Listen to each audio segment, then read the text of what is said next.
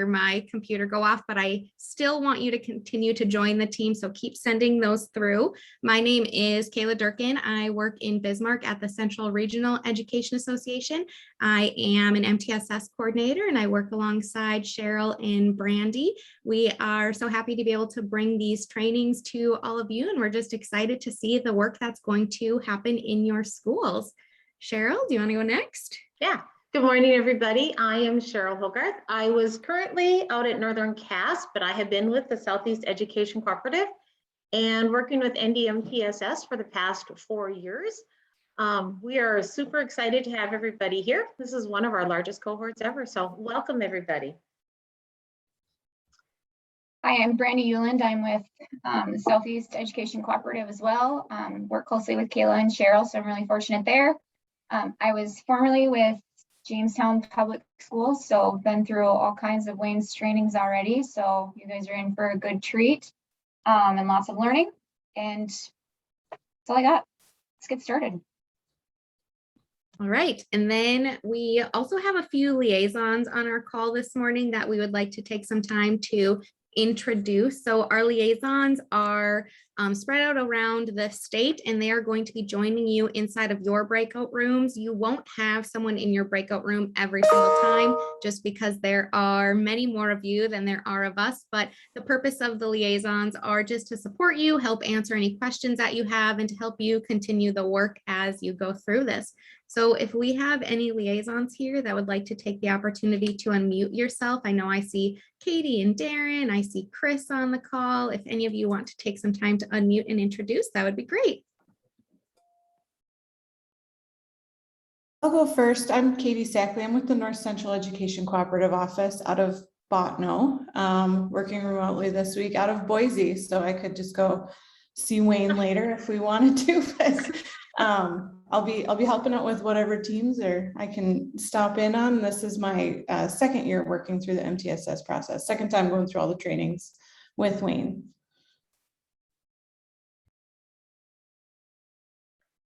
Thanks, Katie. We're happy to have you on. Good morning, everyone. I'm Erin Lucina with the Northeast Education Services Cooperative. That's the NESC based out of Devil's Lake. I'm Director of Professional Learning and Operations here, and an NDMTSS liaison for a number of schools.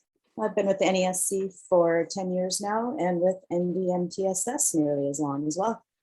Hope you have a great day. Hi there, I'm Darren Johnson. I am also with the Northeast Education Services Cooperative based out of Devil's Lake. I'm the professional learning specialist there and also serving as liaison. So good to see everybody.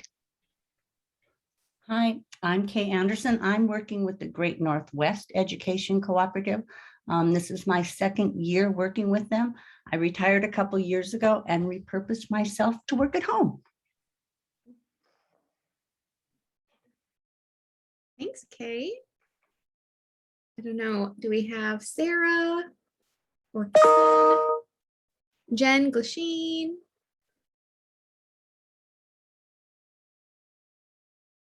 I'll just welcome everyone. My name is Jennifer Glasheen, and I'm the Director of Teaching and Learning at the Southeast Education Cooperative in Fargo, and also co-director of the NDMTSS work across the state. So we're really excited that even from our Building Your System, we've grown this group and excited to work with all of you across the state. Thanks, Jen. All right, and then we have Wayne. Wayne, would you like to introduce yourself? Good morning. I'm Wayne Callender. I come to you from Boise. Katie, I didn't see you driving across when I was driving home from the airport last night at midnight. I didn't see you on the road at least. So anyway, it's I'll be part of the training. So it's great to be with everybody. Awesome. Thanks, Wayne. I'm wondering too, Chris, do you want to introduce yourself real quickly? Chris Thompson. Absolutely. I'm Chris Thompson. I'm the data specialist at the Southeast Education Cooperative in Fargo. I'm not a liaison, but I've been through this process a few times, and I'm just here to help support the work and ensure that everybody here gets the support they need to succeed. Thanks, Chris. Okay, and now just a few more housekeeping things. I am going to just give you a quick overview of Microsoft Teams, that's where we are going to house all of your materials. So can you see I'm not sure which screen I'm even sharing. One sec, let me start again. Here we go. Okay, so you should be able to see my desktop. Over here, you can see this is kind of my dashboard of Microsoft Teams.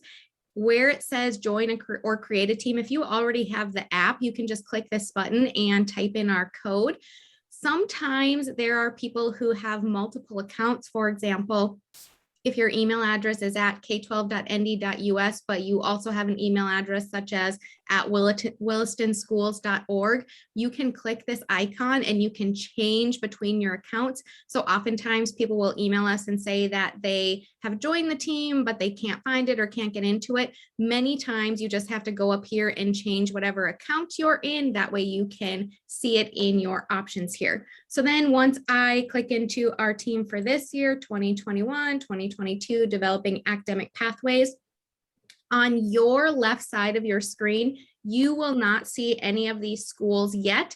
We have not added anyone into these schools because we have to have you be a member of the team first. And then from there, because they're each locked, you will only be able to see the school that you are in. So no worries if you do not see all these options, you will only be able to see your school, and that probably won't show up until either the end of today or tomorrow once we get all of you in and then get you added to that.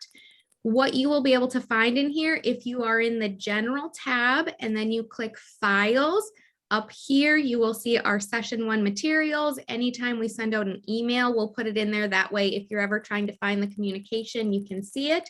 And then just some more resource materials here, some editable templates, all of our handouts.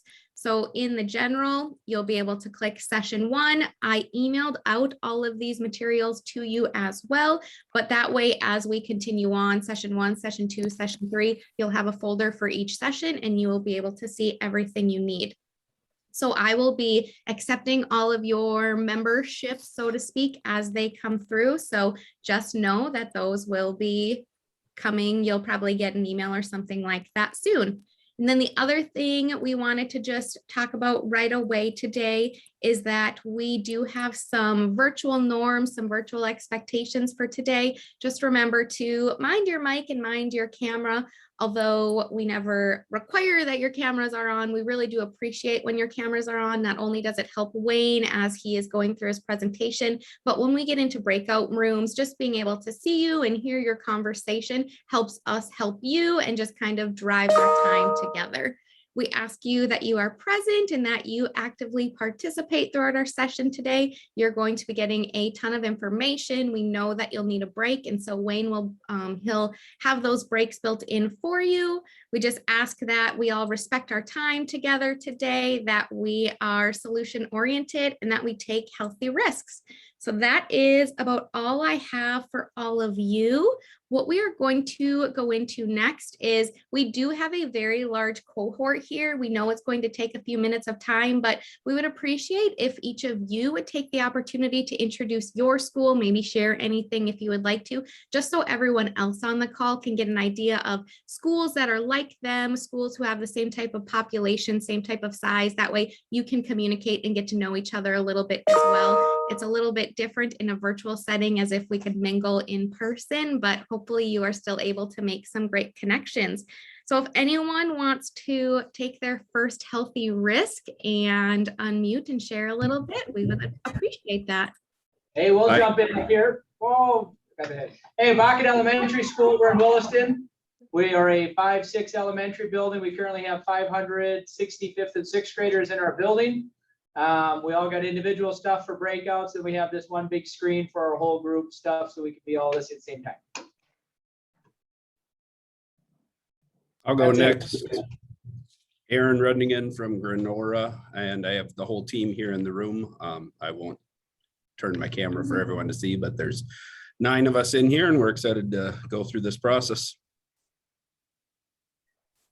Hi. I'll go next. Go ahead, Trina. Hi, we're from Dickinson and we have our whole team in here. Our school is approximately 375 students and we are a K through 5 school. Okay, this is Jay down in Fairmount, southeast corner of the state. It's where the sun shines first in North Dakota. I'm in a different room as my group. They're right over next door here. If anybody wants to come sub K through 12 music, let me know because we're missing our music teacher today. But we're a K-12 school, tiny school, 115, 116 kids. Excited to hear what everybody else is doing. Excited to see Wayne. See Wayne's on the call, so that'd be good. I can go. Chris Bitts from Carrington High School. I have my team here as well. They're all connected to their own devices. We're at 7 through 12. Our population's 249. We're excited to be here. Go Cardinals.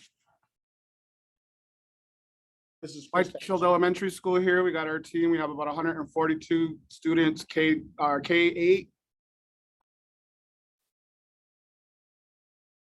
Hi, this is Chris Bastian from Ledgerwood Public School. We're operating similar to Mr. Melhoff up there in Williston with one camera kind of covering the room. We're a K-12 entity, 176 students. We got both elementary and high school in here. Elementary is kind of doing a kind of an MTS reboot, and then high school is going to be developing a pathway for middle school and high school. So we're looking forward to working with all of you guys. Good morning. This is Natalie Becker from New Rockford Cheyenne Public School. We are a pre-K-12 school, roughly 348 students. We have a team of 10.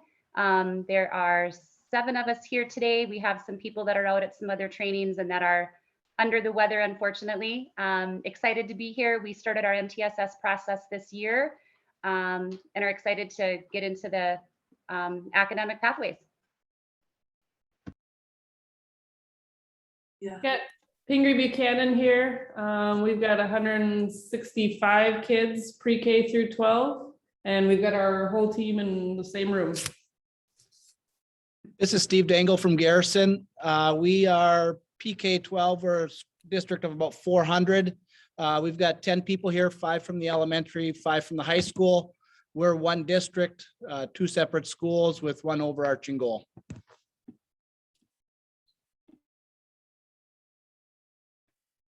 This is Janine Olson from Belfield. We have everybody in the same room. We have about 350 students pre-K through 12, and this is our very first year in the MTSS process.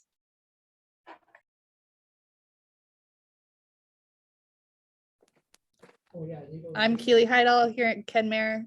We have about 300 K through 12. Got 6 people on our team. This is our second round for our school going through the MTSS pathways.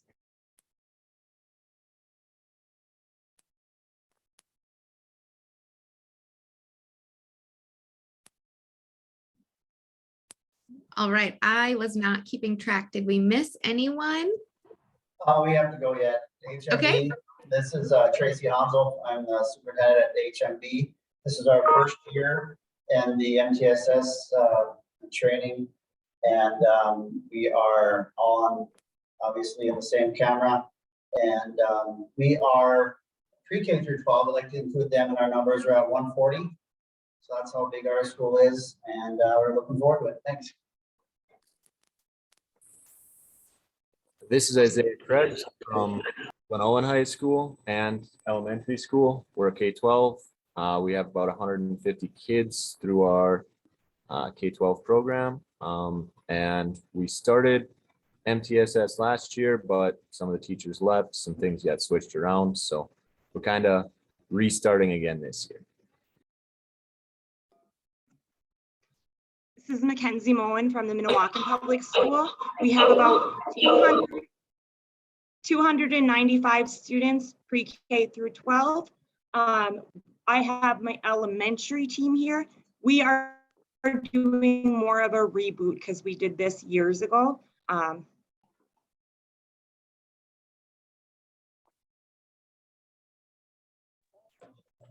Good morning. Good morning. Good morning. Good morning. It's gonna echo.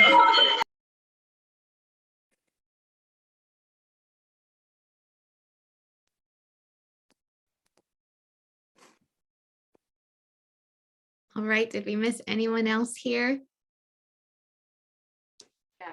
So we're the Turtle Mountain Schools are one location. So we have K-12. We also have Dudley Day School and a Chippewa. Okay.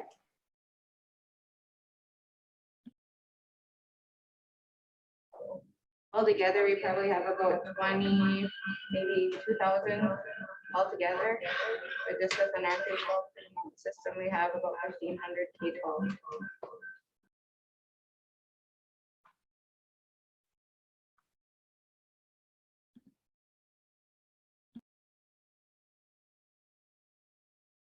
You are muted, Kayla. Welcome, everyone, and thank you so much for taking those risks and sharing with us a little bit about your school. If we missed anyone, please let us know. But with that, I think we will dive in. Wayne, would you like to share your screen? Sure.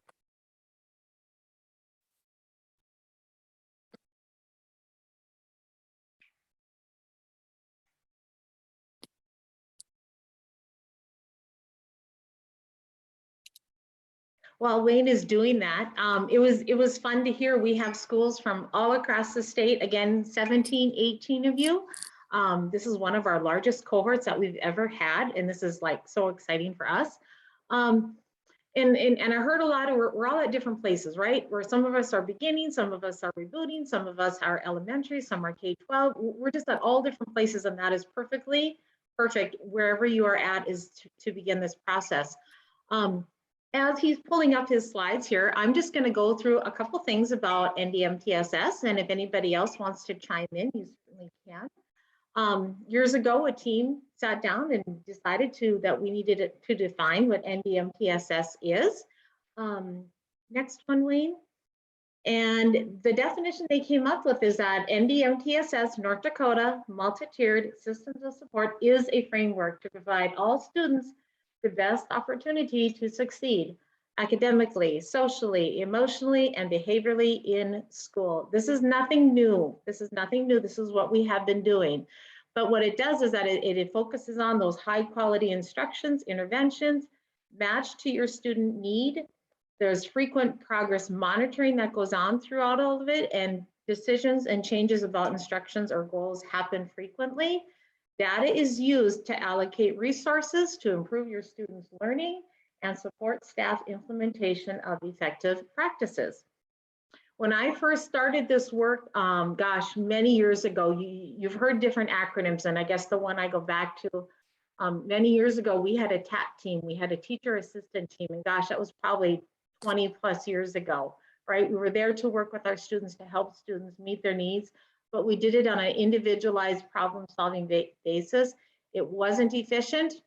I was a title teacher at the time. I remember going to my files thinking, well, maybe they need this, maybe this will work, right?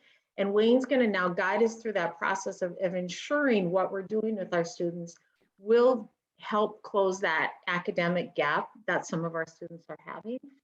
So I went through the, we called it a TAT team, the TAT, and then we were the RTI team, and now we are an MTSS team. And what that is that it is the complete system. MTSS is not a verb. What it's not, I think it's important to talk about too, is it's not a verb, a time, a program, a place. We don't want to hear us say I MTSS asked a student last week, or it's MTSS time, or it's go time. It's not an identification system for special education and or title services. It's not just for some of your students. It is not done by a small group of educators, and it is not content specific. It is for all of our students. And the thing that really tightened it up is when it became that tight system, and we'll talk a lot about the 5 essential components. We'll talk about assessments from screening to progress monitoring to diagnostic. Wayne takes us through all of that. It is a data-based decision meeting. Your decisions are based on that of data of your students. We'll talk multi-tiered, tier 1, tier 2, tier 3, and infrastructure and support, making sure you have the staff, the time, the materials, the space, and your paras. We'll talk about how getting everybody involved to have all these components tight. We'll go through fidelity checks and evaluations. Again, making sure that this is a strong system to support all of your students. And that's what we were missing when I did TET many years ago. MTSS is a continuous improvement. We'll talk needs assessment, there'll be planning, there'll be implementing, there's evaluating, and then you go through the whole process over and over again. This work is never really done, but it is the right work. It is a good work. So you're constantly evaluating what your students are doing and how they're doing. It does take effective teachers. You're going to create environments where all students can learn and improve. And that's the key. We're talking all of your students from tier 1, tier 2, tier 3. There are effective schools to maintain and communicate a purpose and direction, to commit to high expectations for all learners, and as well as shared values and beliefs about teaching and learning. And again, it comes down to having and building a effective system to support your teachers and students. We'll talk about evidence-based instruction, interventions, while ensuring appropriate access to resources and supports. Again, that infrastructure is key to getting this going. So with that, I'm going to thank you guys all for joining us today. Feel free to reach out to Kayla, Brandy, and I anytime. We're here to support you, your liaisons, Wayne. Just know we're here learning and going through the process over and over with you and supporting you. So I'll mute my mic and I will let Wayne take it. All right, good morning. Hope everybody can hear me okay. Thumbs up if my voice is coming through good. So, well, welcome everybody. I wanted to just kind of lay out a little bit of what to expect from this. And just for the logistics of it, we'll try to take a break about every hour and a half. So every hour and a half, we'll take probably a 10 to 15 minute break. And it's a long time to sit. I mean, whether guys you're sitting in a training or just sitting in a Zoom, we find it's actually even longer to try to sit in a Zoom than to actually be, you know, than sitting face to face in an actual training. So there's going to be the content that we're presenting. We'll ask. So what we'll be doing is there going to be times that we're going to be asking you to have conversations in your team. And so you'll go to your breakout rooms and we'll ask you, to discuss or to start to interact with some of the information that's been presented. And the idea is that you need opportunities to process this information. So some of those conversations, but I also recognize that as a team, you're representing some folks in your building and in your district that are not here. And so we always have to have a kind of an eye towards how do we go back and take some of this information and be able to share it with our colleagues that are not sitting in the training with us, or folks that are not participating. So because a lot of this is really what we call systems change focus. And so it's like having the opportunity to sit and think about our system and whether our system is set up in the most logical, most efficient way to be able to help meet the needs of students. But I would argue if we do this correctly, it's not just about the students. This system that you're building is also for the teachers, and it's for parents, it's for everybody. And we need a system that supports students, but we also need a system that supports teachers. We need a system that supports parents. So this is really setting up those structures of support, you know, the MTSS, multi-tier systems of support, but support for everybody. And so we're going to be asking you to have conversations about this and keeping an eye on how can you take some of the information you're going to be hearing and relay that to the folks that aren't part of this. So that's one of the things I'm going to be asking you to always have your eye towards. And then you're going to have time that as we're going through the training, each one of the sessions, you're going to have time where you're going to be talking in your team. And then what we're also going to do at the end of each session, ask you to go back and complete something. Probably the greatest danger of something like this, of a training like this, in this kind of format, is that this all sounds good when we're talking about it, and you're taking the time out of your very busy schedules to come together and focus on this. But a lot of this work that will need to happen, it'll begin in this, during this time that you're spending with us. But a lot of this is going to have to also then can be continued outside of this setting. So we're always going to be asking you to do what we call, these assignments afterwards. And I like to think of almost kind of like homework, but I also know that you folks are too busy to have a bunch of, to have busy stuff. So this will never be busy stuff. This will always be asking you to simply start to put together a plan for implementing the things we're talking about here in the training. I try to really make those items be things that would be super meaningful but critical to making this work. So that work that you'll be asked to complete before you come back for our next session will be critical for actually getting this up and going. For some of you, I realize that you've done this work before. And so you may have a lot of the components that we're going to be talking about in place or partially in place. Or so for some of you, it's going to be you're just getting started and this is new work. And for others of you, this will be that you're really kind of revamping some of the things that you started some time ago or that you have in place but need to be revisited. So I know we come into this realizing that people are in different places with this. And so, but I'm hoping that the goal for everybody, it'll take you where you're at now and move you in the direction of if you're attending something like this, it's for a reason. You've come because that you need to put systems in place, or you need to revamp some of the systems, or you have new staff members that have not been a part of this. I run into that a lot, where schools may have went through this type of training and set these structures up, but they did it several years ago. And there's, in some schools I'm working with, there's virtually none of those staff members left. There's been some turnover in schools and districts, and it may actually be that you have, a majority of the people on your team are new and then weren't here for this work when it may have happened several years ago, 4 or 5 years ago.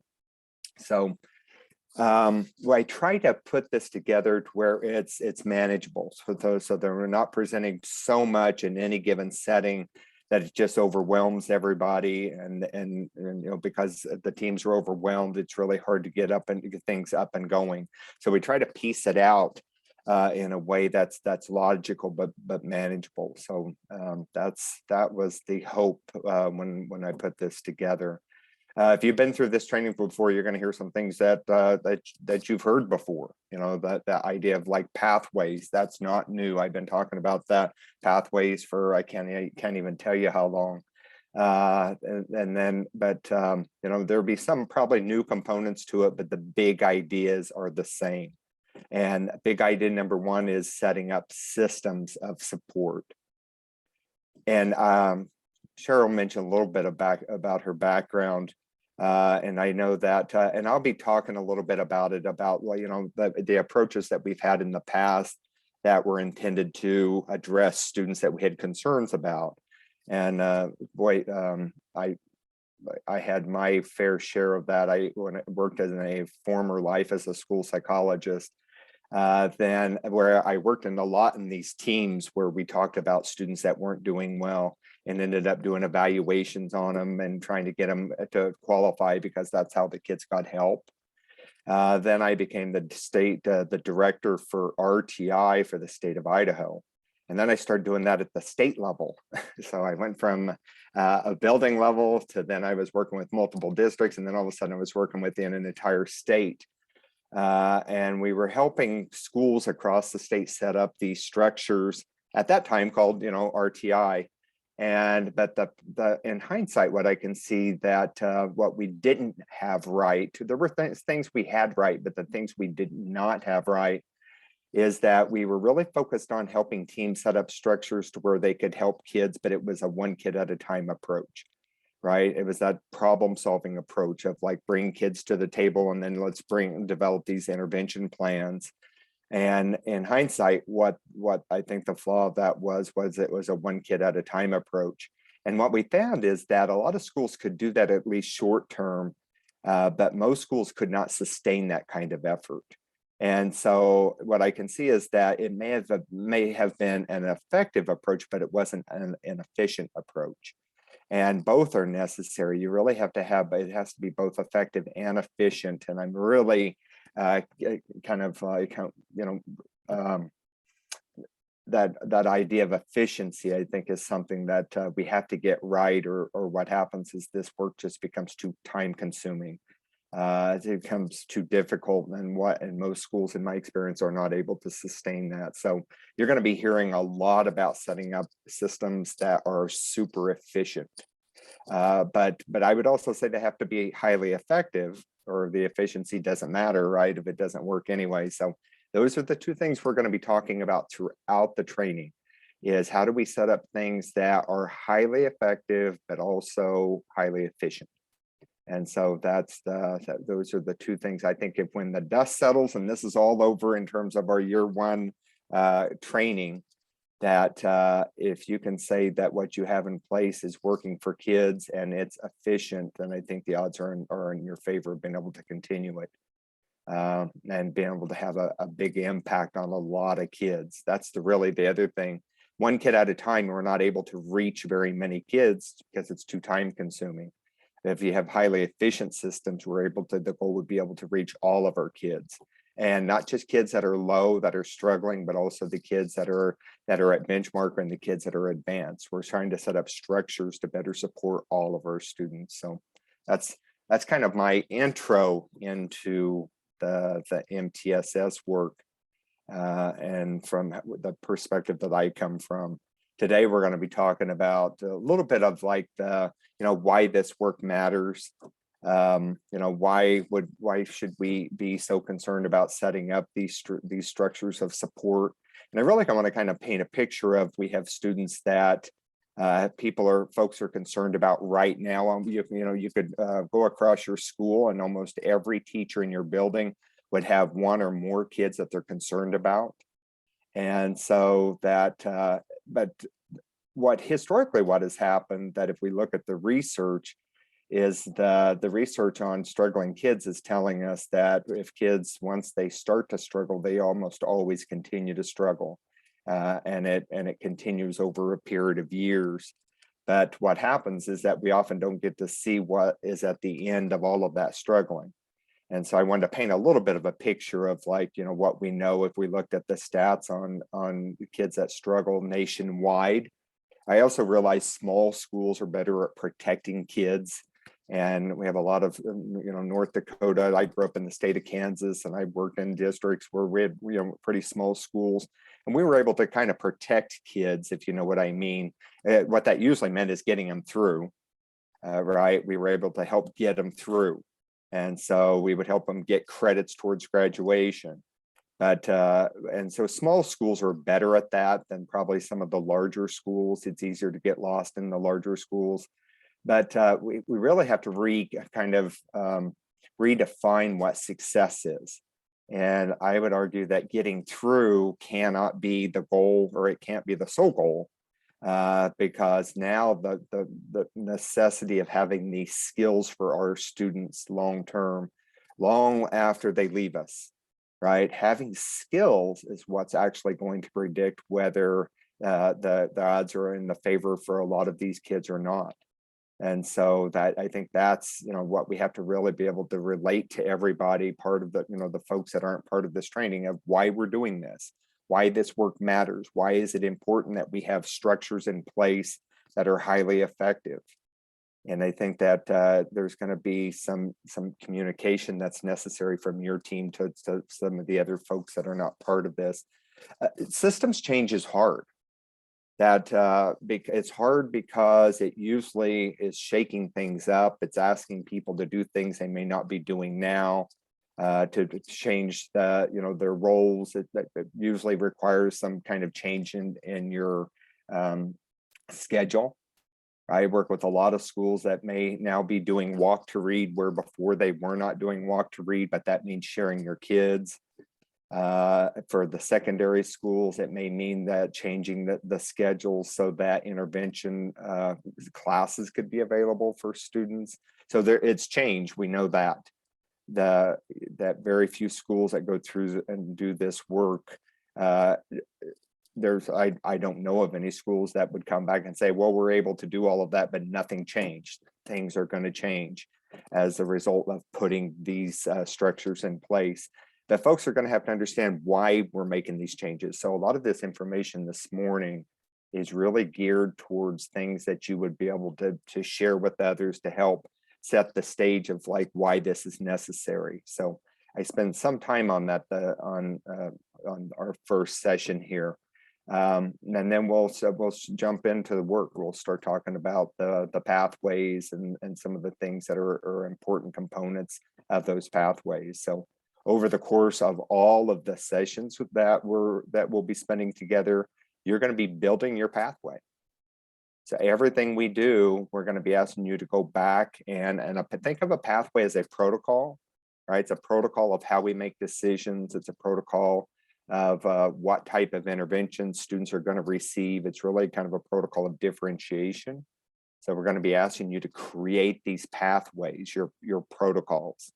And so that's going to be the work. So everything we do will be talking about these, the essential components of the pathway, and then be asking you to start to put that together so that you can develop what that's going to look like for your school. Some schools may be doing this work primarily focused on reading to begin with. Other schools may already have this in place.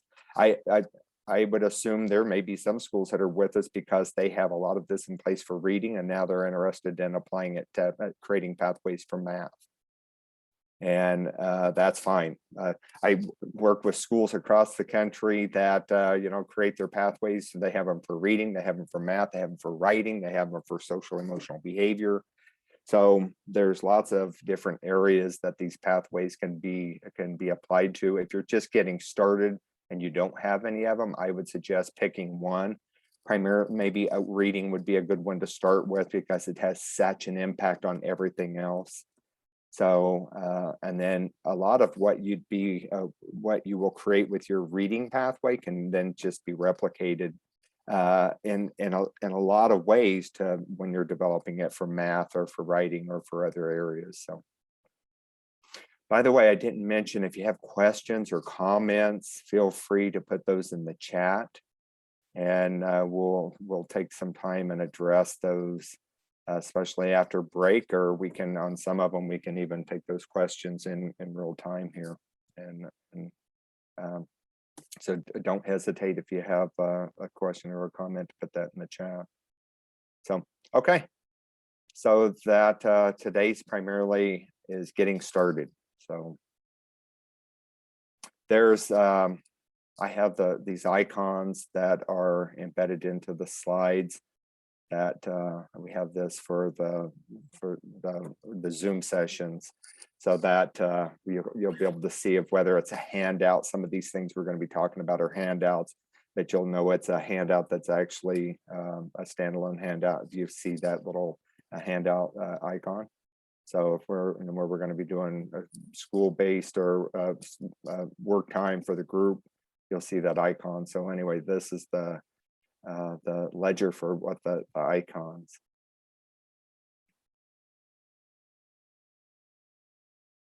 All right, hope this is what you thought you were getting yourselves into.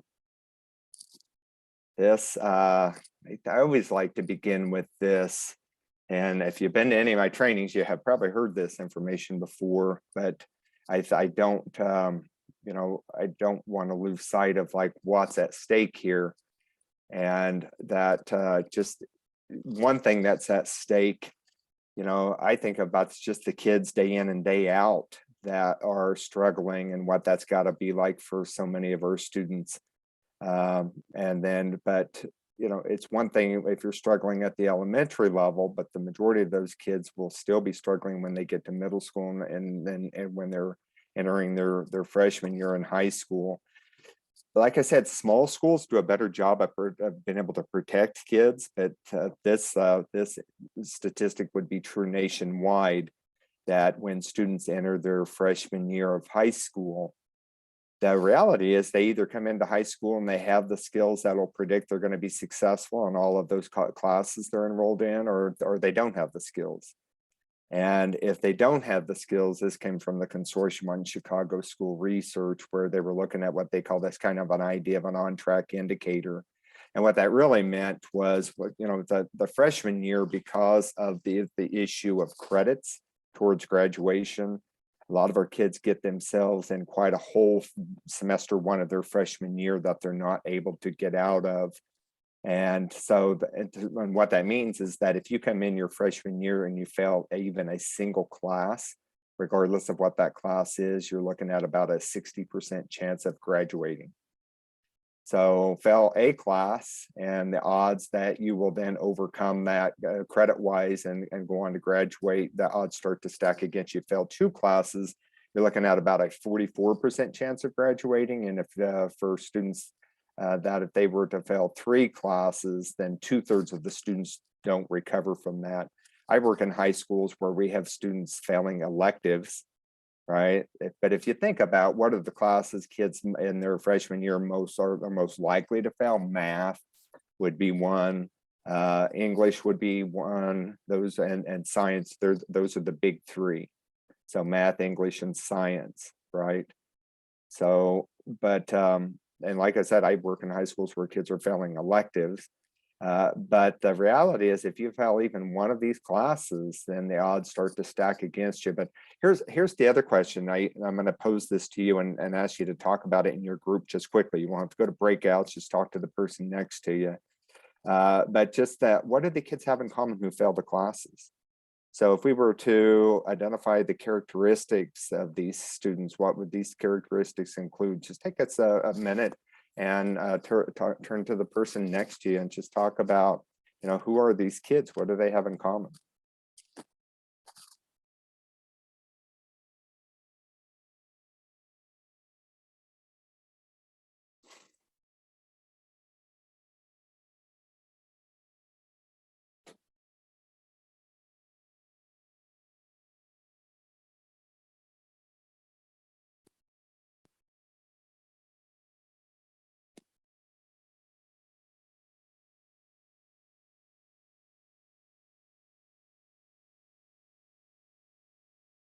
All right, let's come back together.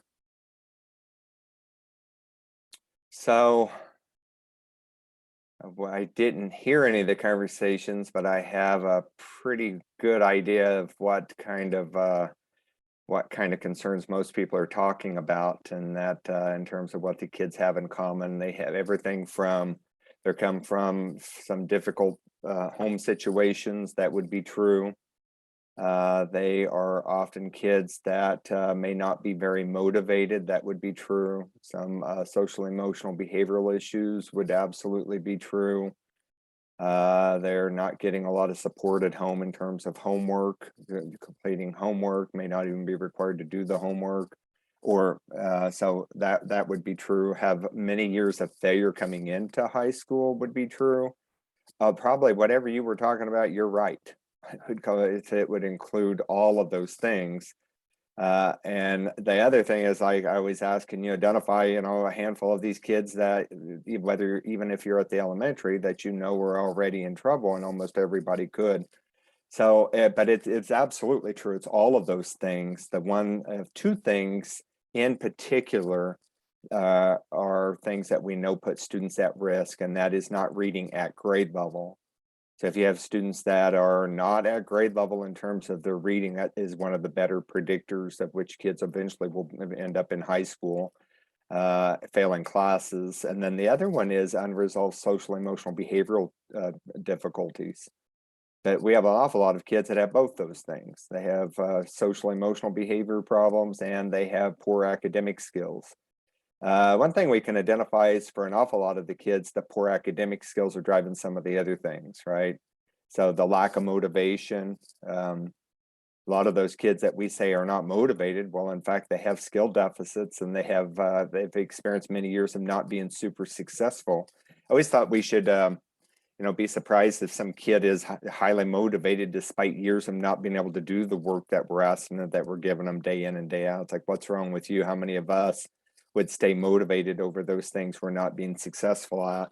So that's, but skill deficits is one of the bigger things. I have my work in high schools. I can see that, just one of the classes a lot of kids fail would be things like Algebra 1. But if we were actually to look at those kids that fail Algebra 1, we could have identified them with a high degree of accuracy before we ever put them in Algebra 1. Because what they almost all had in common is they really didn't even have the prerequisite skills to be in Algebra 1, right? A lot of those kids had fourth and fifth grade math skills, and in high school, we're putting them in Algebra 1, and then it's not going well, shocker. Right? It's like, we should be surprised some kid with fourth grade math skills is passing Algebra 1. How's that happening? Right? We're probably not being very honest when that happens. But like I said, smaller schools, we do a good job of getting kids through. Most high schools across the country, what happens is if you fail Algebra 1, the big plan is repeat it. And so then they are in Algebra 1 again. And the problem with that is nothing's really changed about their math skills. The fact that they have fourth grade math skills, now they're just repeating it because the goal is to get them through. And so, like I mentioned earlier, I think we've got to quit viewing getting through as the goal. Getting credits towards graduation is part of the goal. Having skills has to be even a bigger part of the goal, right? So that that the kids that are at risk, we're able to identify and address. My goal would be, because of the things we have in place at elementary, then we don't have very many kids that need these kinds of interventions going into middle school.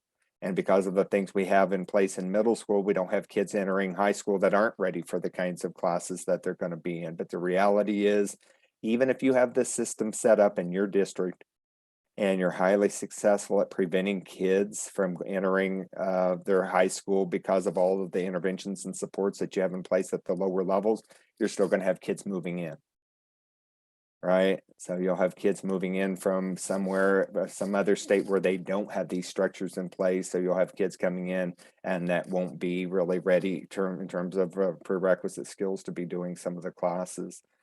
I mentioned poor reading in 8th grade. If we're surprised by who's failing classes in high school, we're really not paying attention. All of the indicators are there. Poor reading is one of the best indicators. So look at your 8th graders coming out, from your benchmark assessments on MWA or whatever, and look at your kids that are not at grade level. They're the ones that are at risk. And the further from grade level proficient skills they are, the more likely they are to go into high school and start failing classes. So every once in a while, we have some kid failing classes that actually has good skills, but they are the exception by far. And so we should identify them for what they are. They're the exception. Most kids that are failing classes are kids that have skill deficits and have had them since they've been with us and starting in kindergarten.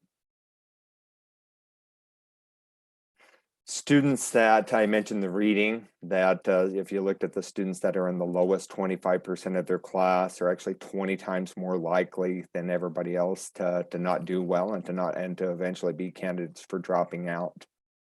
So your lower readers are the ones that are at great risk. Somewhere in the neighborhood of about 75 or 7,000 students a day are dropping out, but we know that underestimates the real number. Because we have what we call coding issues across our country, where when I was working with schools in Texas, they were under a lot of pressure to have kids not drop out, right? That's true at every high school. You really, dropout or the graduation rate is one of the things that we're held responsible for, and that you get knocked, that counts against you if you have kids dropping out. So what we found, like schools in Texas were coding kids to make it look like they weren't dropping out. So they would code it to make it look like they were attending an alternative setting, or that they transferred when they knew pretty darn good and well a lot of those kids weren't showing up to those alternative settings. Even if they do, the majority of kids across the country that go to some type of alternative setting when they're in high school, they either never show up or they never finish it. So less than 10% of the kids that attend an alternative setting actually finish it. So that if we added those kids to the number of students that we know are dropping out, probably somewhere like more like 9,000 to 10,000 kids a day dropping out of high school. So it wouldn't be so concerning if kids dropped out and then they went on to be successful, but actually nothing could be further from the truth. Think about this, 75% of the students that drop out end up incarcerated. And it doesn't mean dropping out causes incarceration, but that correlation is just astounding. 75% of our dropouts. But if we were honest about it, here's the conversation we should have. 75% of the kids that drop out that end up incarcerated were at one point in time our elementary kids, right? Were they not? They were all in the elementary at some point in time. And what did they have in common? Here's what almost every one of those kids had in common. They weren't doing well, right? And so the second grade teachers could have pointed them out with a high degree of accuracy because they could see it day in and day out. Those kids weren't doing well. But most of those kids actually weren't doing well in kindergarten. They weren't doing well in second grade and fifth grade. It just went on and on. And it wasn't because teachers weren't concerned. It wasn't because we weren't trying things on the behalf of those kids. What it really tells us is that a lot of those things weren't working. And there was good reason to be concerned. 70% of adults that are incarcerated across the country within the United States are struggling students. Because they could be classified as really have low literacy or illiterate or being illiterate. So, and then 85% of juvenile offenders. So, in other words, that, there are more things at stake here than just kids not doing well and we're concerned about them and then they're not graduating. I mean, it has lifelong implications. That our students that are not doing well, even if they don't end up incarcerated, they probably end up in job situations where that are not ideal either. They also don't have, they have limited options. And so, but they were all along our students, they were our kids. And so I think that's something we have to really think about, that there's kind of lifelong implications about this if we're not able to turn the kids around that we're concerned about. If you just look at where we spend our money as a nation, it's interesting and nothing about this has changed. I went back and looked at this, and this is still pretty much what's happening. We're spending 2/3 more on incarcerating than what we spend on educating kids. So we spend a lot of money at the back end rather than trying to prevent a lot of it. I found this interesting because I work with, when I do seminars in Texas, a lot of the teachers from the prisons show up. And so I do these education seminars, about setting up systems. And yet these teachers from the prisons show up. I was always kind of astounded by that to begin with. That doesn't surprise me anymore. But they show up because they're trying to figure out what do you do on the behalf of adults that they're trying to teach, trying to enable them to be able to get a GED, and yet most of those adults they're working with have really low reading and low writing and math skills. And so their number one question is, what can we do to address these adults? And my response to that was, you're in luck, because it's never too late. If you have those structures set up, even in as when they're adults, we can turn this around for a good number of them. So think about this. If as an adult you're incarcerated and some type of literacy intervention were to occur during that period when you're incarcerated, there's only a 16% chance when you're released that you'll end up reincarcerated. But if no literacy intervention occurs, there's a 70% chance you'd end up being reincarcerated. I always think about it like this. If after, everything went wrong and you ended up incarcerated, but when you leave, you have the same lack of skills and the same lack of options that probably contributed to you being in there in the first place, then you're probably going to go back and do the same things that you've always done. But if you have new skills, new options, then you're going to have, you know, the potential exists for being able to make better choices, at least having better options. But it sure shows up in the statistics. 16% chance of being incarcerated versus a 70% chance. And what makes a difference? Having literacy intervention, reading intervention that would occur during that time. And so it makes a huge difference. So if it makes a difference when you're adults, that you and you've already been incarcerated, we know this, it makes a difference as a high school student. To have these interventions in place can be a potential game changer for the kids that are receiving them. Middle school, so if it's not too late in high school, it's not too late in middle school, having the same thing in place, and then having these structures in place at the elementary school, they're always going to make a difference. And the degree of difference they make will depend on how well we have them set up, how well as a system we're able to deliver this, how in terms of, and also how effective they are. So we really want to pay attention to setting up the structures that would allow the interventions to happen, and having the most effective interventions we could possibly have in place, and then having the structure that allows them to be carried out day in and day out, like the right amount of time devoted to them, the right people teaching them with fidelity, people that have been trained, that are doing the interventions the way that they were designed to be implemented. We have the right kids in the right interventions, right? And that we're doing that. And as a system, we're prepared to be able to carry that out long-term.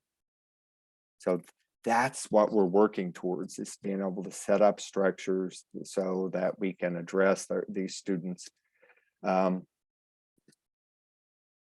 This is pretty astounding to me, is that back in the day, this was back in the 80s, they did this study. It was called the Jewel study. And what they found was that they did a really small study, and then that study was replicated with a lot more kids. And then later it was replicated with even more kids. And what they found is that no matter when you did it or how many kids you included, the results were pretty much the same. And that is that most of the students that struggle early were still struggling at any point in time after that when we looked at them. So what they originally found was almost 90% of your first graders that were struggling in reading, by the time they were in fourth grade, they were still struggling. Same kids, almost 90%. So when they expanded that study and they started looking at large numbers of students, they found the same thing. It wasn't just something about, you know, this very small group of kids that were included in the original study. And so here's the thing I found most discouraging, is even after the implementation of RTI. So RTI came on the scene. And then we started looking at, so what impact did RTI have? And what we were finding is that the studies were saying it's like it really didn't make a whole lot of difference, that this was still happening. And that's the majority of the kids that were in trouble early were still in trouble throughout at any point in time where you could look at them in their education and career. So almost think about that, almost 90% of the students that are struggling early will still be struggling in reading later. And what that tells us is that a lot of the things we're doing on the behalf of kids that struggle aren't working, or they're not sticking. They're not making a difference in the long run. And it's not because schools aren't trying things. Schools have been trying things forever. It's not because teachers don't care. So it's not being from lack of caring or lack of trying. But think about that. Almost 90% of the students that are in trouble stay in trouble. So what that's telling us is the things that we're doing on the behalf of these kids are not, when it's all said and done, working. And so in my experience, is because we underestimate what really would have to be in place to turn this around for kids that are in trouble. And what that means, it's a system problem in my view, more than, it's not a teacher problem, it's not a kid problem, it's a system problem. We don't have the systems in place that are really set up to be able to pull this off. So they're not set up. It's what we come to find out is turning around struggling kids is actually a very difficult thing to do. And most systems are not set up to do it. It doesn't mean that they couldn't be, they're not. They're not currently. And so I don't want to say that about your school, I don't know. Maybe your school actually is being the exception to this, but what we know across the country is not many are. So we know a lot of the early struggles in things like reading are these very basic skills. The very basic skills like phonemic awareness. A lot of our kids that are going to be struggling are not developing that skill. And that's almost a prerequisite to being able to, for alphabetic principle, which is decoding. And decoding is a necessary skill. It's not the end outcome, but it's a necessary prerequisite for the end outcome, which is we'd all recognize is being able to comprehend at a high level, right? Everybody would recognize reading to be able to comprehend at a high level is that's the goal. But in order to be able to do that, you have to be able to identify what the words are, and you have to be able to do it with automaticity, to be able to identify the words and put them together. So we call that reading fluency. You have to be able to do that. But a lot of our students that struggle aren't able to do that. So that is one of the things that a lot of kids that struggle in reading have in common, is that they were having trouble with that in the early elementary. So they had poor phonemic awareness, they had poor decoding skills, alphabetic principle is what it's called, and then they had trouble reading, and then that contributes to poor reading comprehension in the long run. So that's one of the things that if we looked at those kids that struggle in reading anyway, that's kind of the story of like what has led them to be, by the time they're in late elementary and middle school, not on grade levels, because they didn't have those prerequisite skills early in elementary. That idea of catching up, we call it a low probability. For most kids, it doesn't happen. Again, doesn't mean it can't happen. It doesn't mean but it just, what it really means is that we really don't have that in place in most of the schools for it to happen. You've probably seen this slide. If you ever been to one of my workshops, you've seen this slide. And I always like to ask everybody to take a minute and read this, or try to read this.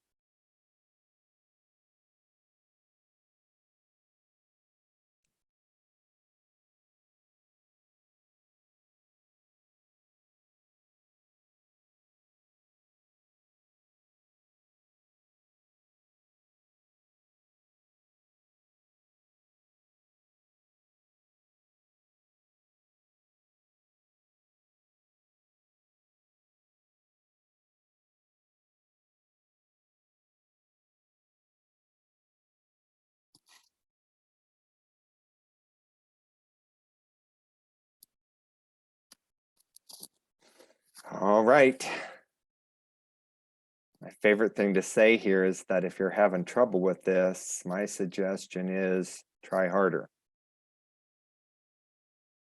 Use the context clues, right?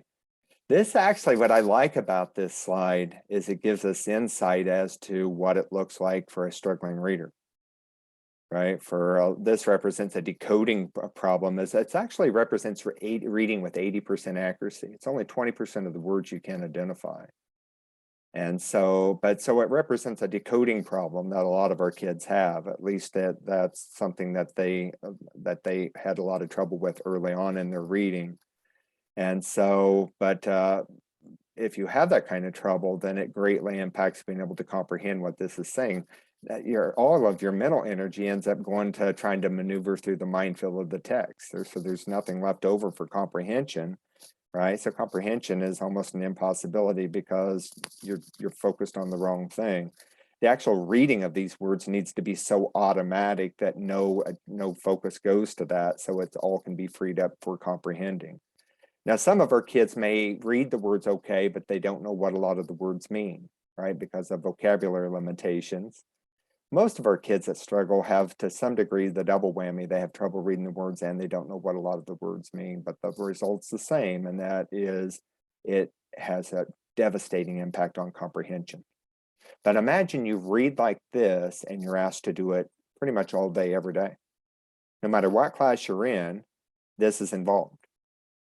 Whether you're in math, how much reading is in math now? Across the country, one of the best predictors of passing almost every state math assessment's not your math skills, it's your reading, right?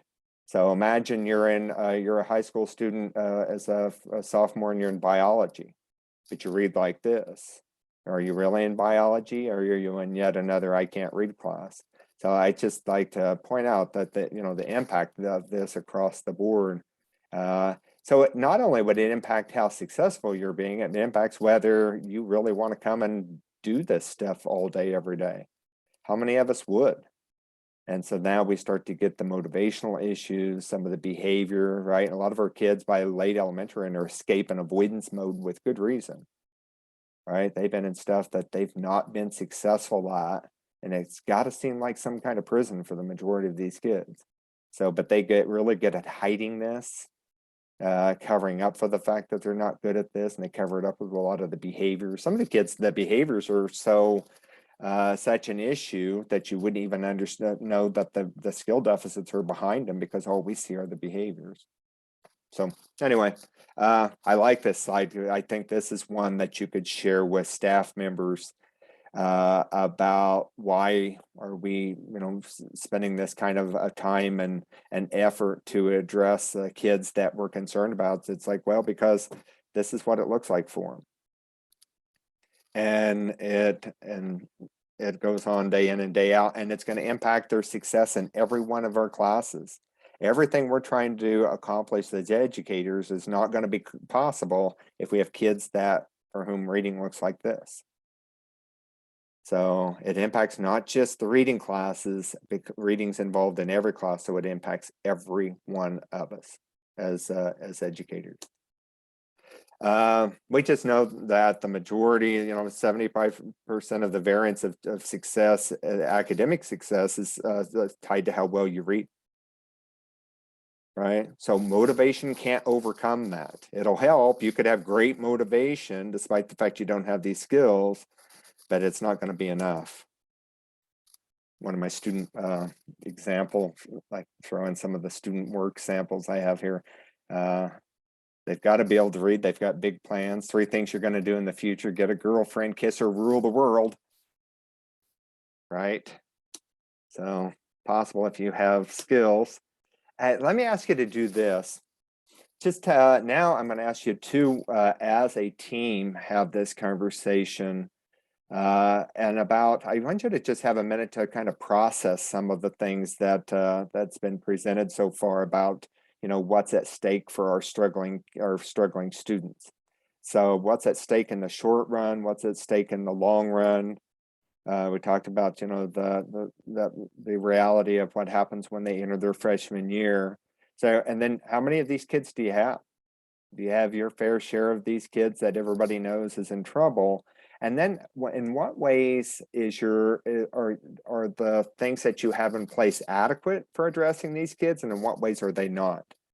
Or later we're going to be talking about looking at your trend lines, and you'll be able to look at just how successful you actually as a system have been at turning around kids. But just think about, just right now, just think about in what ways are the supports adequate, in what ways are they not, and how can we share some of this information with other colleagues? So anyway, bottom line is have an opportunity for you to process this as a team, right? The information that has been presented so far. So, okay. I think about with this one, I don't know that we actually put a time frame on this, but I'm thinking probably maybe about 10 minutes.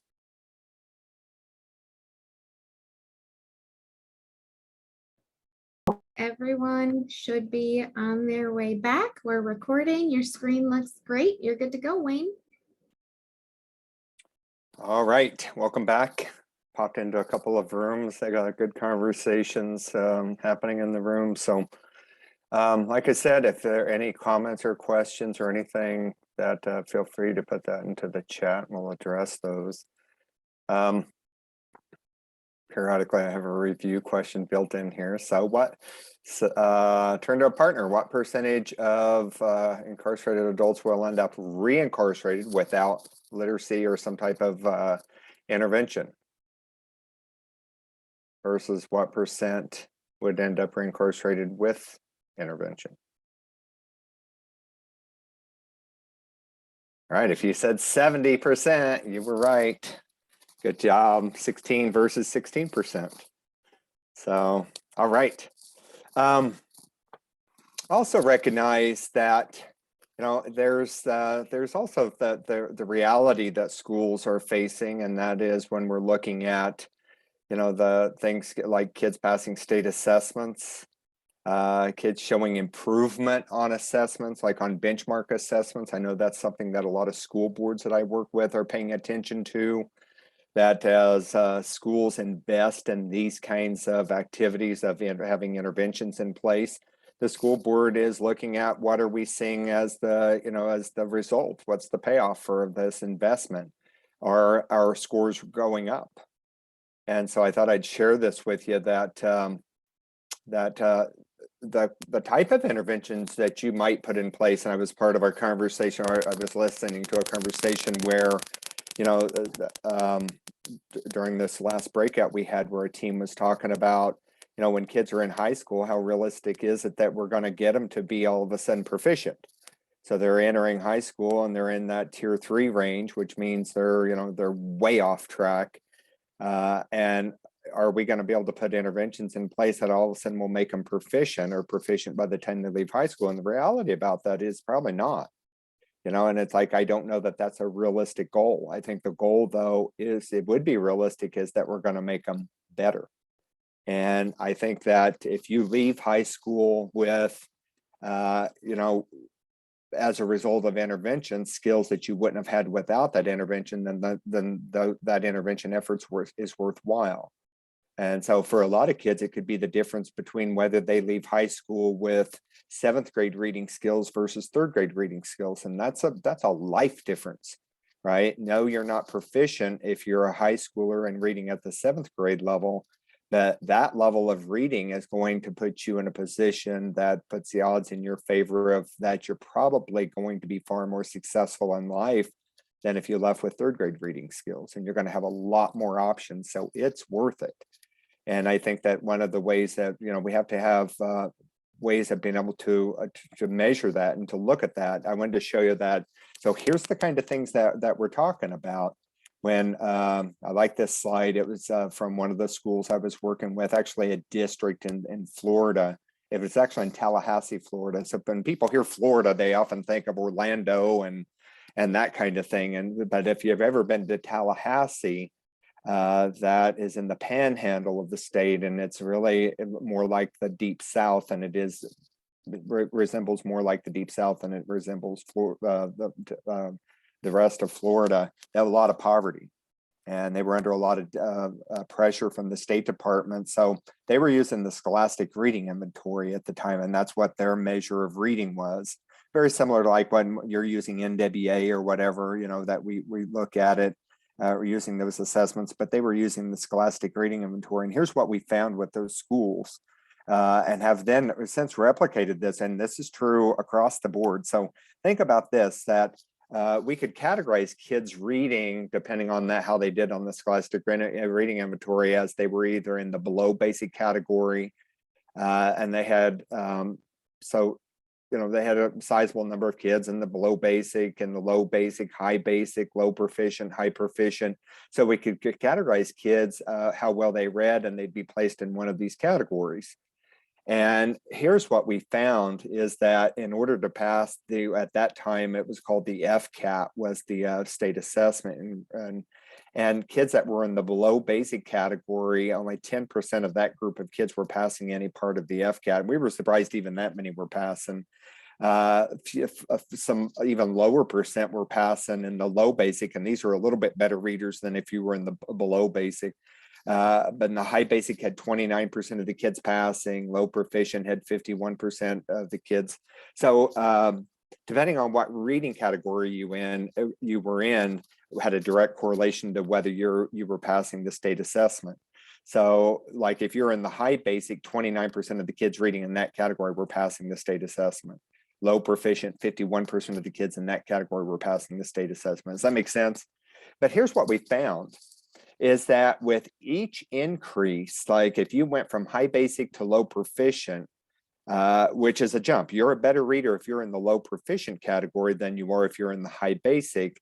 But it came with a 22% increase in the likelihood of passing the state assessment. 51% of the kids in this reading category were passing versus 29% of the kids in this category.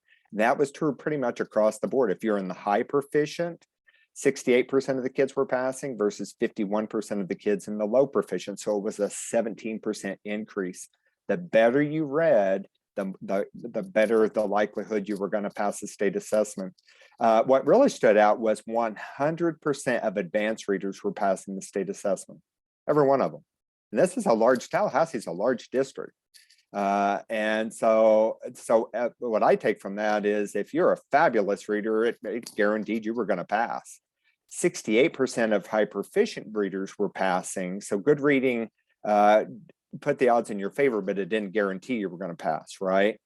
But your odds were far better than if you're in the low proficient. So what you really wanted to do is if you were a district or a school, a building principal, and you were focused on, we've got to show improvement on our test scores, right? Like map testing or whatever. If you're trying to show improvement, like so many schools are having to do, they're held accountable to the school boards. Understand this concept. If you get kids to change these reading categories, it will come with a corresponding increase in the percentage of kids passing. So yeah, that's the goal. You don't have to make everybody fabulous readers, get them to be better readers. And the way to do that is to have structures in place designed to be able to carry that out. Structures in place that, well, you can identify who your tier 2 readers are, and that because of the things you have in place, will move them to tier 1. It will come with a corresponding increase in the percentage of kids passing. Have structures in place that you can identify your tier 3 readers, and then be able to, because of the things you have in place, the interventions, be able to move them out of that into tier 2. It will come with a corresponding increase in the percentage of kids passing. It will come with a corresponding increase in their performance on things like NWA. And it's just, that's the bottom line. It's really can be boiled down to it. School improvement can be just this simple. Get kids to change these categories. But the only way to do that is by having the structures in place that are designed to be able to identify the kids and then provide the supports that because of the way they're set up will promote this type of growth. And so, but I don't lose sight of this slide. I think this is one of the slides that I would want to communicate with all of the staff members. I always include it in my trainings because it's like, we can't lose sight of this. What you're really doing is that you're not only increasing their likelihood of passing things like state assessments, but that same phenomenon will hold true. You're increasing their likelihood of passing content classes. You're increasing their likelihood of the kind of success they're going to be feeling day in and day out, the kind of motivation they're going to have to get kids to be better readers. And that's exactly what MTSS is designed to be able to do. It's that because of the things you have in place, we're going to be changing, having kids move categories, right? But what the research tells us, without those structures in place, kids tend to stay in whatever category they're in.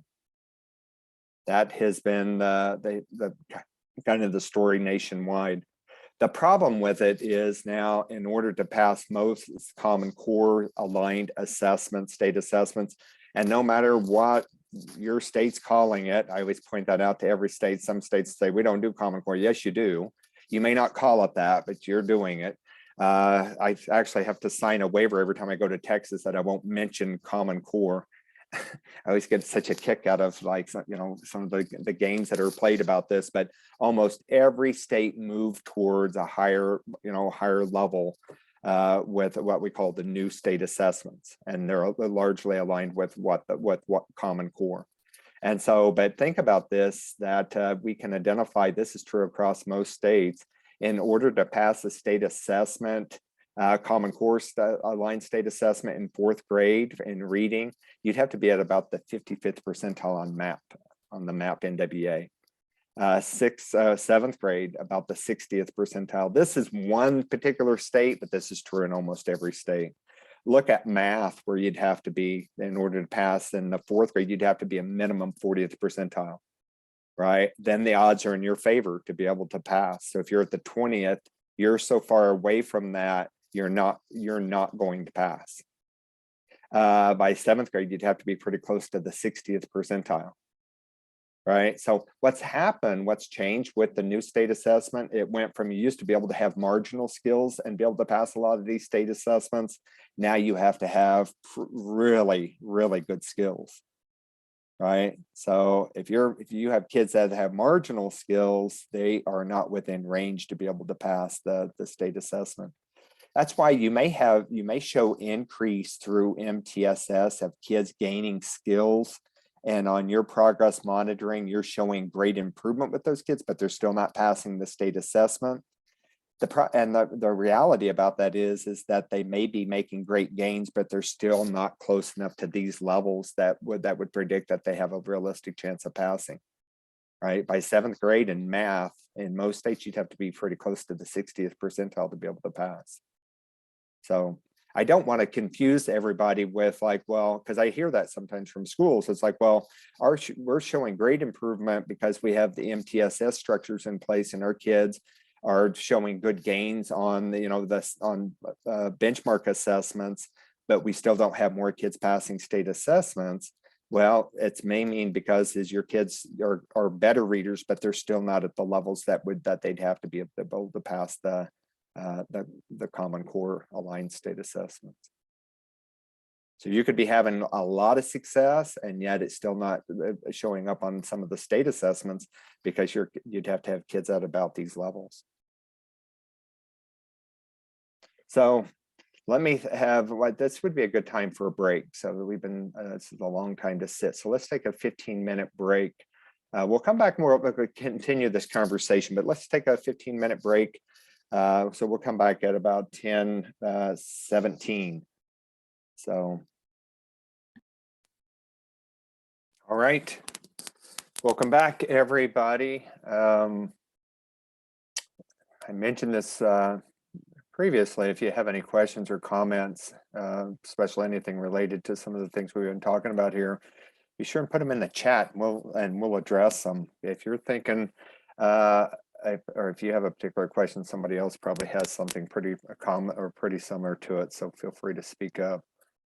That one of the things we'll talk about, I probably a little premature to get into it right now, but remember when we said earlier that when we're building these pathways, these protocols, that we're not doing it just on the behalf of kids that have skill deficits. They, of course, would be a big part of it.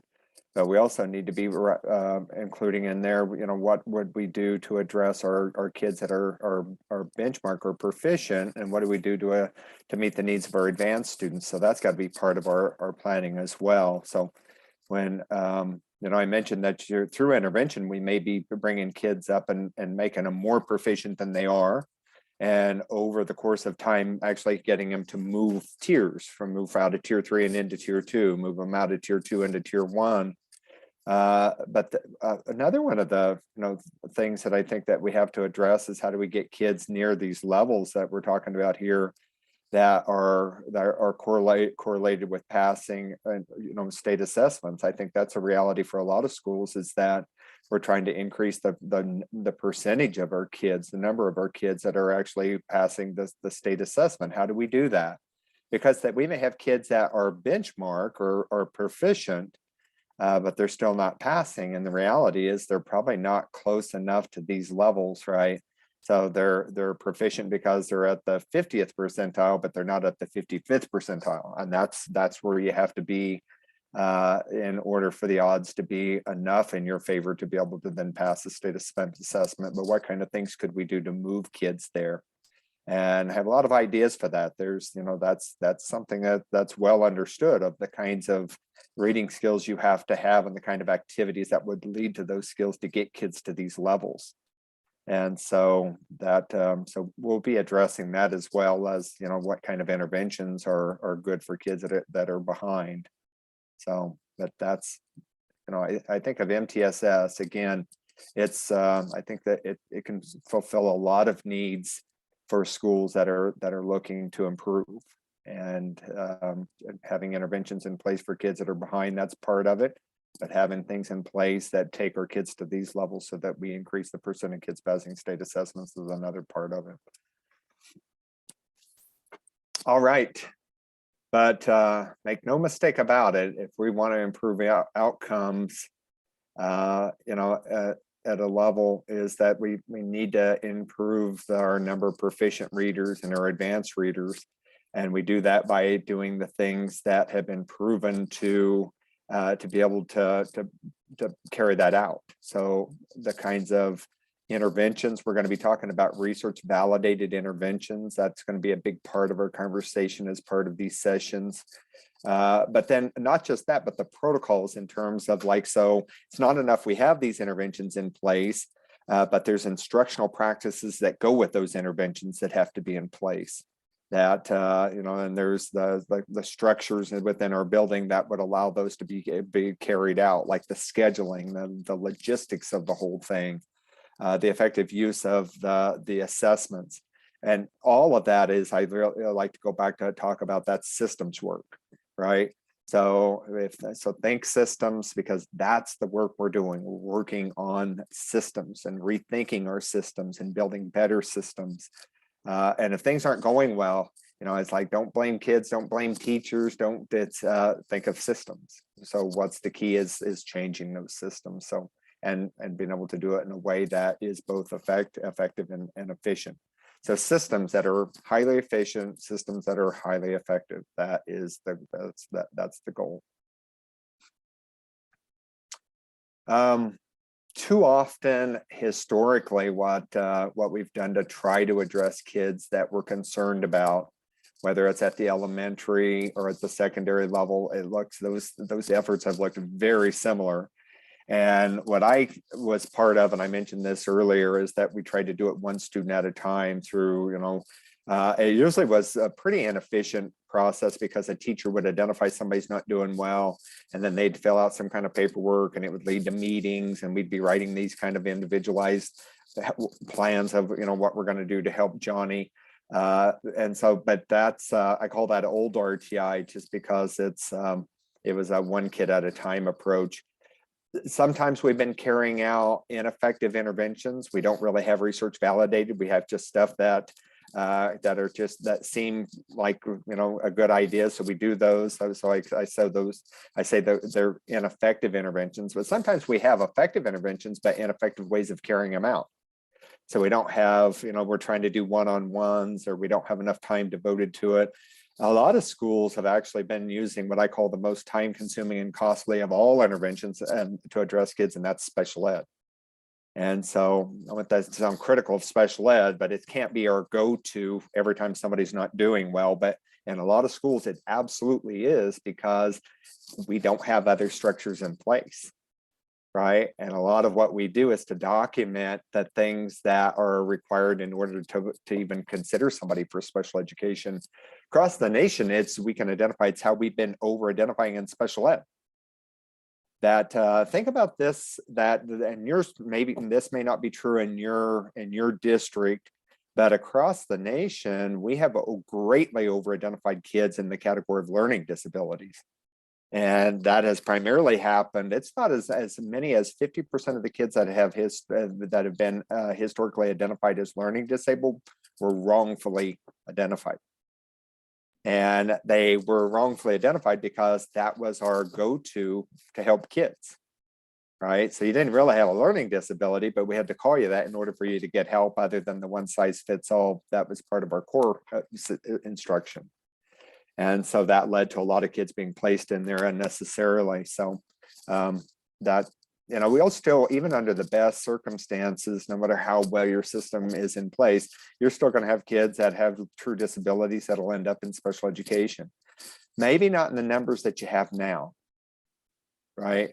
Some schools want to go through an MTSS training because they can identify their percentage of kids in special education they're way over identifying.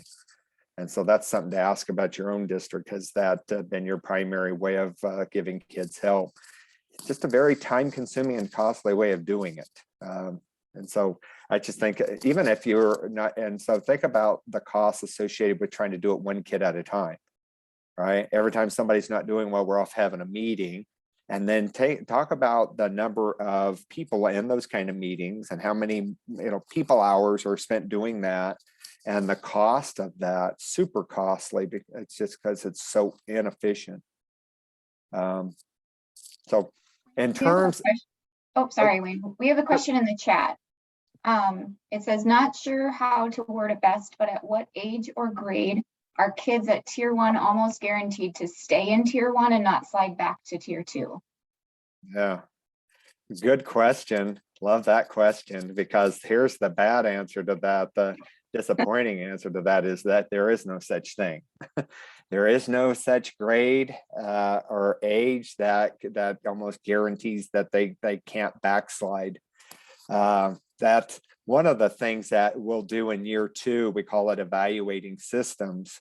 And a lot of schools that went through this last year are in that part of the training this year, the evaluating system part. That's one of the things that when we evaluate our system is we're looking at how much of that backslide occurs. And what you'll realize is that it's kind of normal to have some. And so, but a lot of schools have like way more than would be expected.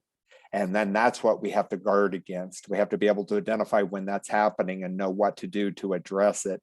So a certain percentage of kids falling out of tier 1 or being proficient is kind of normal.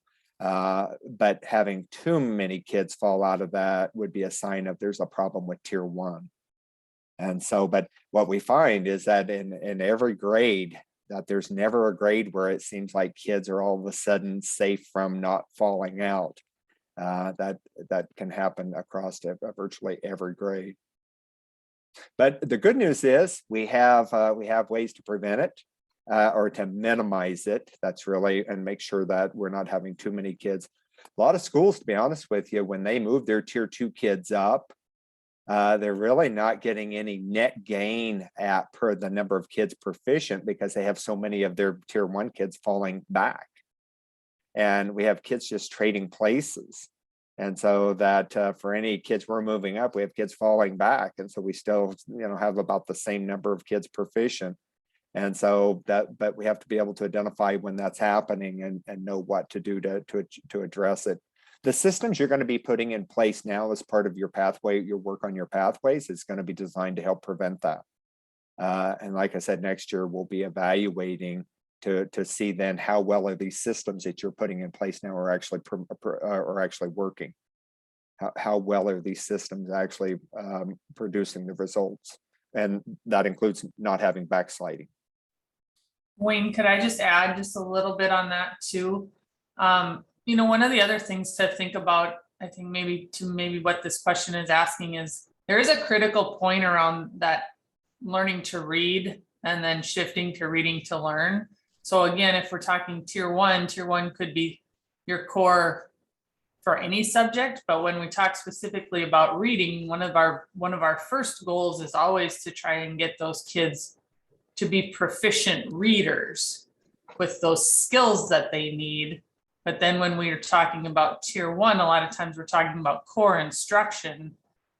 And so then you start talking about your grade level content and all of those things. So in the area of reading, we end up having that intersection between the skills and the content standards. So again, I think one of our big goals there, again, throughout this whole training, we're going to start coming up with some common language, and we're going to start using these terms like tier 1, maybe with a little bit more precision as we go, because we really want to know what exactly we're talking about, what subjects or what skills, what are the areas that we're talking about too. So I just wanted to kind of throw that in there for food for thought, because again, in those early grades, we will probably talk a lot because we have a lot of measurement tools that we use around getting kids proficient at reading with the skills that they need, which is part of that whole tier 1 instruction, and then where we can intervene if they're missing some of those skills. So I just wanted to throw that out there. Wayne, I don't know if you want to confirm or deny what I just said, but I just wanted to throw that out there too. Yeah, for our purposes, if when you're thinking about MTSS, right, and a lot of the talk that we have about the tiers, we're using that as our way of identifying kids that we know are in need of something, right? So that if they're in tier 2 or tier 3, we know they're not at the level they should be and they're in need of something. So then we're identifying what those are and we're providing it through interventions. A lot of the benchmark kids that would fall out or backslide, what we can see what they mostly have in common is that the vast majority of those kids that are at risk of falling out of tier 1 are kind of your fragile tier 1 kids in the first place. They're not very solid in tier 1. I call them white knucklers, right there. A lot of those kids were ones that, yeah, we were able to move them up, but they're still pretty fragile.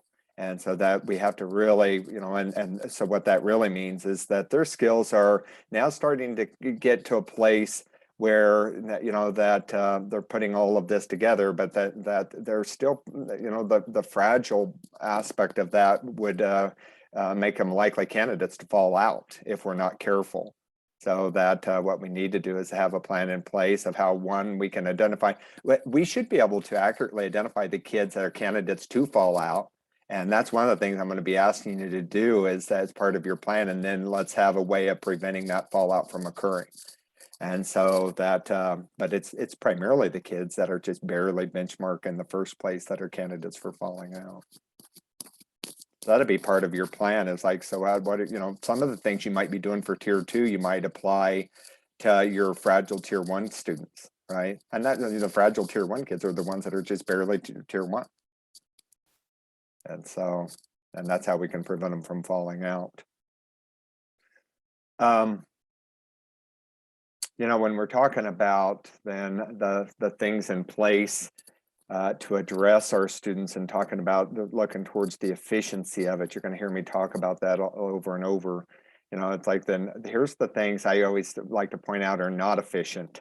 And so what that really may mean is that in order to do some of the things that will bring about these efficient systems may mean we need to stop doing some of the things that historically we've done that were well intended but have not served us so well, especially if we're looking at the efficiency of it. So teacher created interventions would be at the top of my list. Asking teachers to create interventions. It's like you talk about not efficient. That of all the things is that very problematic. I don't think it's fair we're asking teachers to do that. So to go and create your own intervention. In other words, provide intervention to students and don't give them an actual intervention tool to do it with, but ask them to create it. And so then they're on the internet trying to find it and trying to put things together. And like, that's super inefficient. And even if you were really good at that, the problem with it is where's the research behind what you've just created? That would be problematic. Or filling out pre-referral paperwork, not very efficient. So the teachers often view that as the hoops that you have to jump through to try to get somebody help. I would like to have you think about this as a team. And when you're communicating with the rest of your staff as a whole, what this is about, we need to communicate the positive aspects.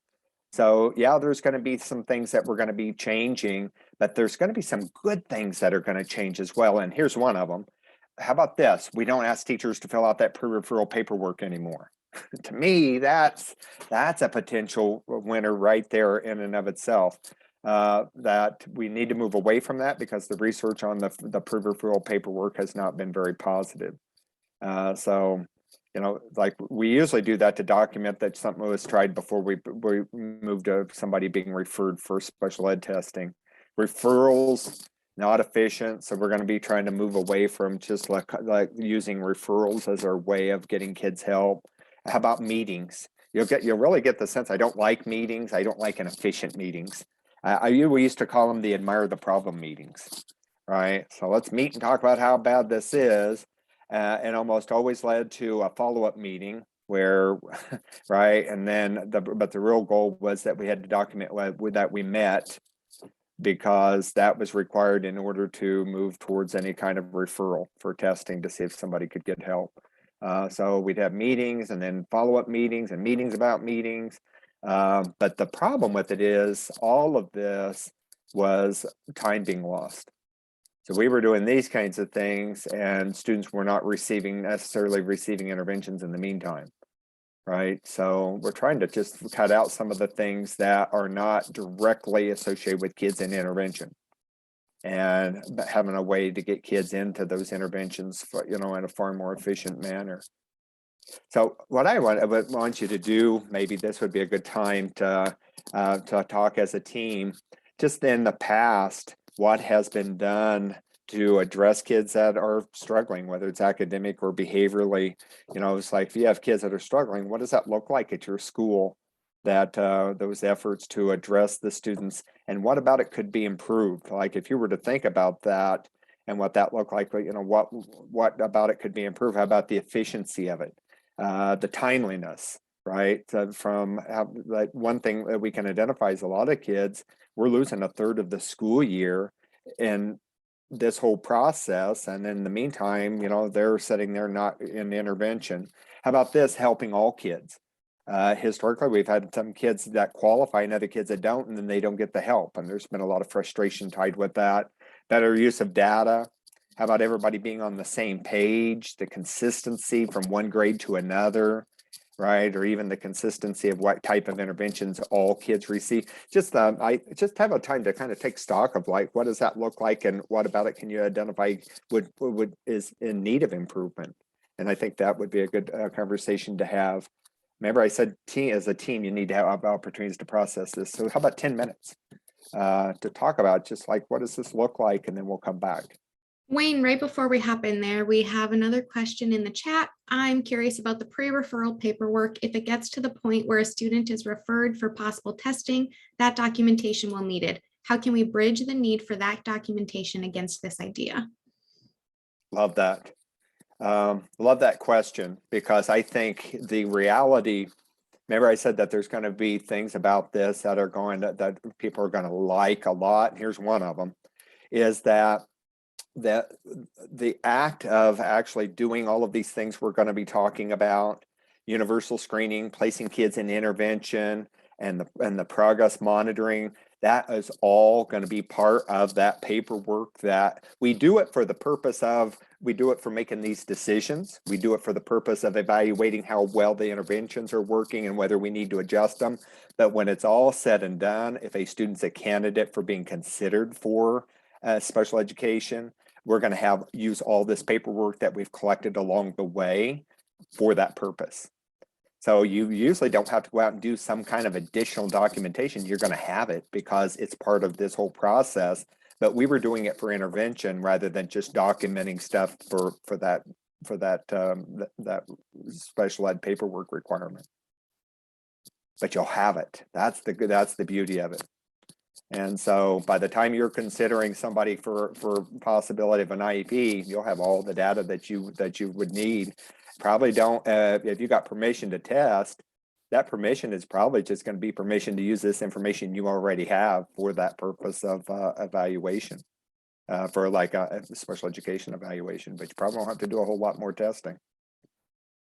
So. All right, awesome. We will send you all into breakout room.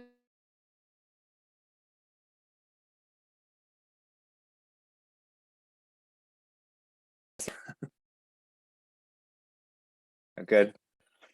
Yes. Okay. Yep. All right. Yeah, I was again popping in and out of rooms, so good conversations taking place in those teams and the teams. So again, if you have questions or comments, put those in the chat. Here's something. This is going to be part of your the assignment that we're going to be asking you to do between now and the next time we come back together. And like I just asked you to kind of take stock of, like, so what has historically, what's it look like to try to to address kids that were struggling, and what about that could be improved. Now this part is I'm going to be asking you to take stock of, like, how well have some of those things worked that have been designed. So what's, in other words, what kind of results is your system producing? And so a good way to look at that is what we call these trend lines. And so I'm going to show you some ideas here of what we're talking about. And what we'll do is we have this as this is simply an Excel spreadsheet, but you're going to be able to enter in the data from whatever assessment you have, whether it's NWA or STAR testing or Ames Web, whatever your benchmark assessment process has looked like. You're going to be able to enter that onto this spreadsheet, and you're going to get a glimpse at what your trend lines are. And your trend lines is that's what your system has been producing. And so one way to think of this is, this is an example from a district that I've worked with in the past. You can do this by building or for the entire district, or both. You could have it by building and for the district. But this was for, this particular example here was multiple elementary schools within a district. And we were just looking at the percentage of kids, and I believe they were using Dibbles is where these percentages, that was their benchmark assessment, right? But it'd be the same if you were using Ames Web or FastBridge or NWA, whatever you're using. On this example, what you're seeing is that they're putting in the percentage of students that are considered proficient. And so here it was in the fall of kindergarten, 34% proficient and 22% were considered intensive. And we'll define intensive. It's usually the kids on whatever data system you're using that are in the red. Those are the intensive kids. By definition, it's the kids that are at or below the 20th percentile generally. And so we're looking at what percent of kids were proficient, right? And what percent of kids were considered intensive. This is not including the percentage of kids that would be considered like tier 2 or strategic, right? Because we're looking at the percentage of kids that are proficient, and how does that change over time? If it does, what are the percentage of kids that are intensive, and how does that change over time? So what you're seeing on this example is that in the fall, they had 34% proficient of kindergarten, went to 44% by winter, 52% by spring. It was at 54% in the fall of first grade. And those, anytime you put a percentage in there, it's going to automatically put that on the graph here. And once you have two or more data lines or two or more data entries, it's going to create a trend line, right? And that trend line is like the average. And so that what you're looking at is that average, or that trend line, is very revealing. Historically, what we've had is we're able to see things like from one benchmark period to another, from fall to winter, from winter to spring. But pretty seldom do we ever get to see what it looks like, the big picture. And the big picture is what happens over the course of long periods of time, like over the course of elementary. And so this example here is just showing the trend line for this district. I believe this was a larger district that this example came from one that I was working with in Washington State. I believe they had maybe had 12 or 13 elementary schools, so this is a large number of kids we're talking about here. And so remember, these are the percentages of kids that are in these categories. And so, but what this trend line for proficient or benchmark is telling us, and when you see it says that tracking IR, what that means is tracking instructional recommendation, right? So tracking the percentage of kids in these instructional recommendation categories, benchmark and intensive. So the benchmark one is telling us that over time, look at that trend line, it's going up. That's the direction you want that line going. Because what that means is over time, they're increasing the percentage of kids that are considered proficient. And so you can see they went from 34% when kids started in kindergarten. By the time they're leaving in 5th grade, it's getting pretty close to 70%. So they have increased the percentage of kids that are proficient, and that is increased over time, right? And then what you're seeing on this bottom line is the percentage of kids that are considered intensive.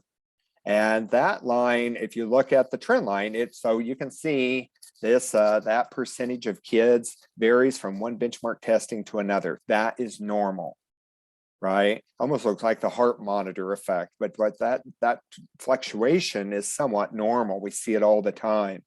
But what we really want to look at is then what's the trend line, right? So when it's all said and done, have we decreased the percentage of kids that are considered in trouble or intensive or tier 3?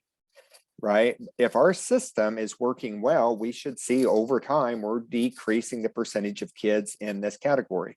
As a middle school, I'd be very interested to see what does this look like for elementary, because that's what's coming my way, right? What percentage of kids are we going to have that are going to be in tier 3 intervention? Well, it's pretty much going to be dictated by what happened in the elementary school.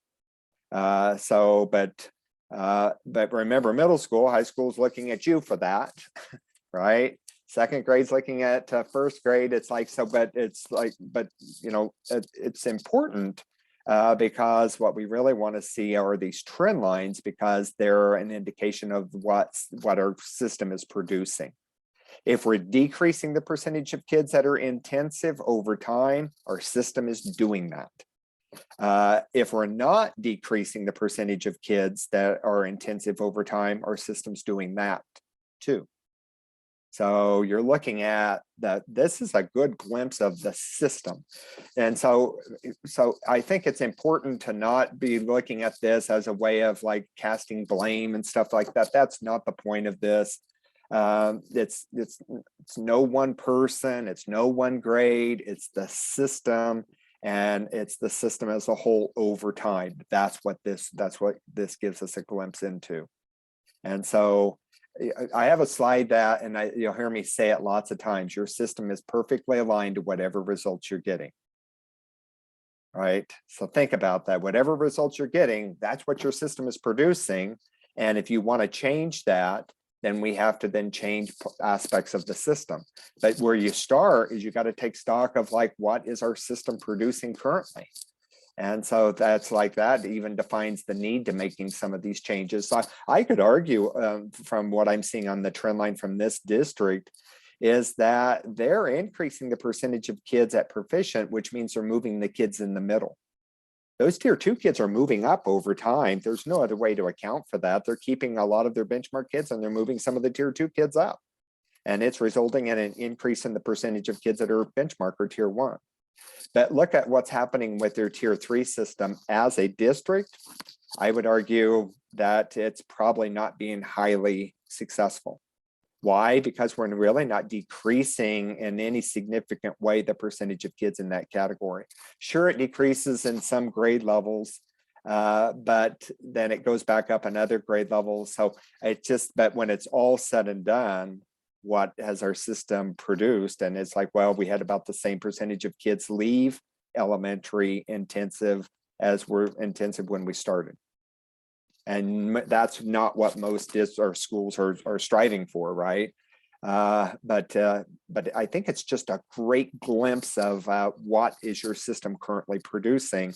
And this may be your reason for making changes. This graph in and of itself, once you produce it, is a great one to take to your staff as a whole and say, this is why we're doing this work.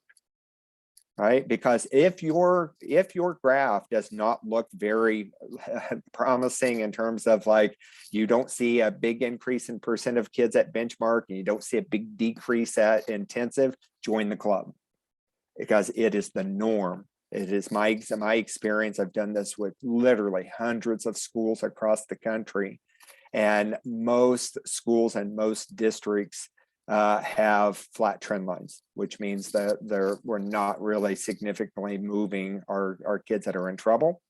And we're not really significantly increasing the percentage of kids at benchmark. So we're kind of going through the motions, but we don't have a lot to show for it when it's all said and done. Nobody's fault. It is simply, it's what systems are producing. And if your system is doing that, then welcome to the club. It's very common.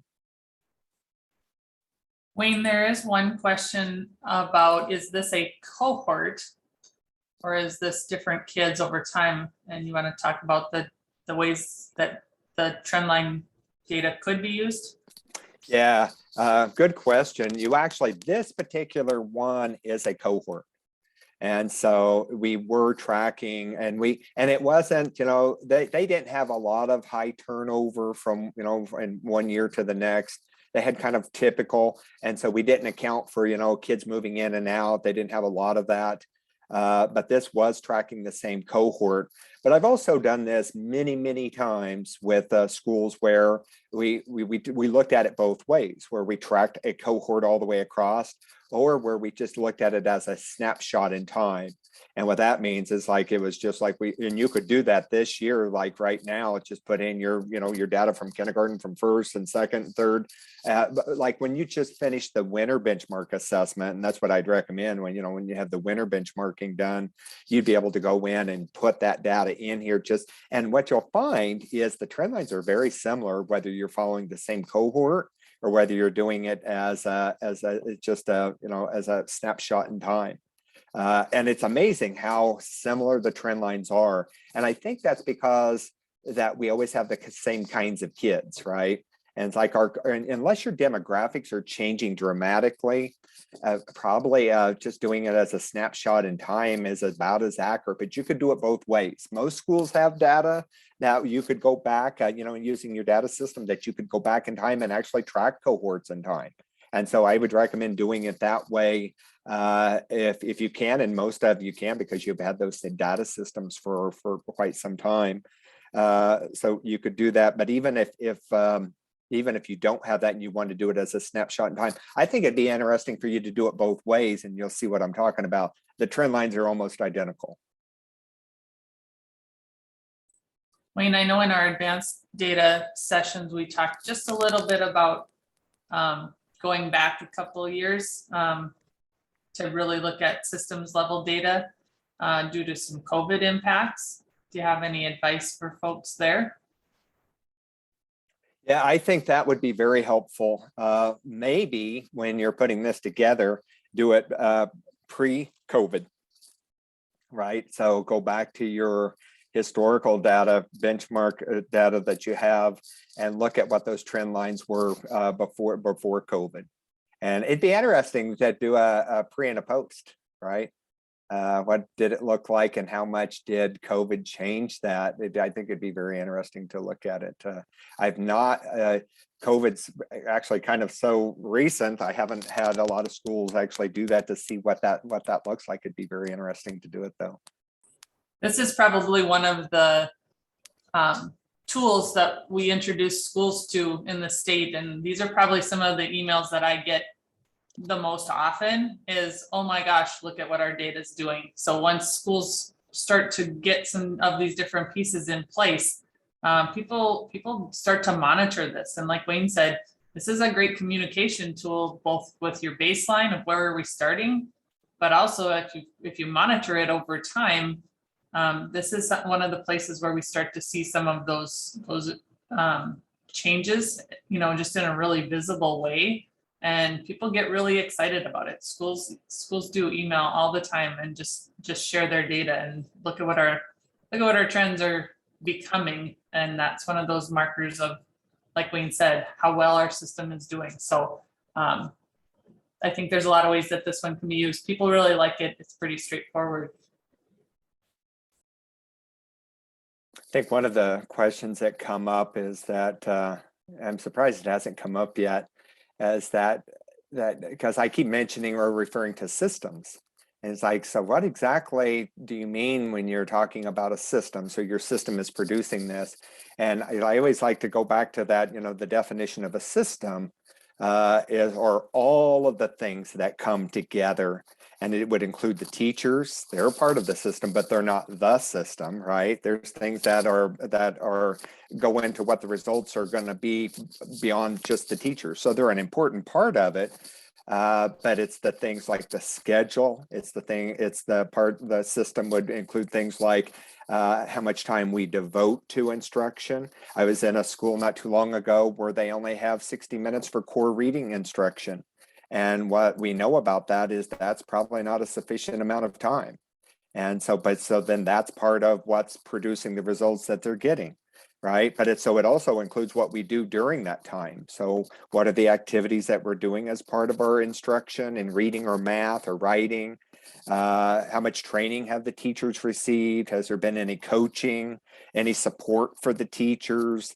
How often do we get to have data meetings? So we get to have conversations about our data.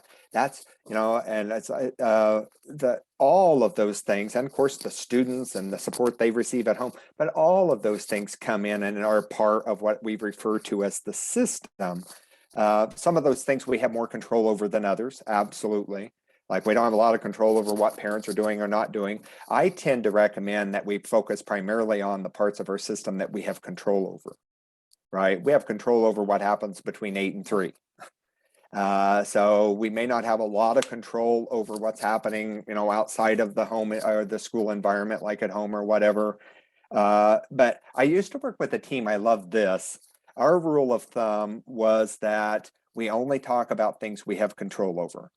Right. So when we have conversations and we're making changes, we're talking about the things we have control over, and we don't talk about things we don't have control over unless we're willing to try to exert some type of control over it.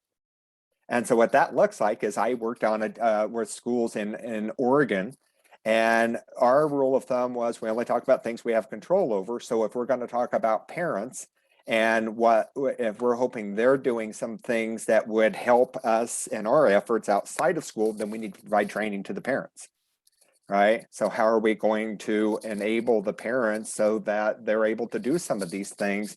Then we can talk about parents, right? Then the conversation was, how are we going to provide training? What kind of training? What additional supports? But I think that's just a good rule of thumb for MTSS teams, is that I even worked in some of the teams where we had that as a poster in the room. Is like, we only talk about things we have control over. You have control over scheduling. You have control over what's being used, right? You have control over how much time is devoted to all of those things, but those are all part of your system. Right. So when you're going to hear me talk about systems over and over, but it's all of those things. It's your data. It's but when you're seeing the trend lines here, that's your system. That's what your system is producing. And if you're not happy with it, and we want to see changes, then we're going to be talking about the kind of changes that will then impact your trend lines over time. Right. Not talking about miracles, but what we're talking about is if we have the right things in place over time, you can absolutely change these trend lines. And we do have one more question in the chat. Can you speak on the Tier 3 trend line being stagnant due to almost only SPED students remaining? We currently spend a lot of time, energy, resources on Tier 3 students, but the trend line is composed mostly of students on IEPs.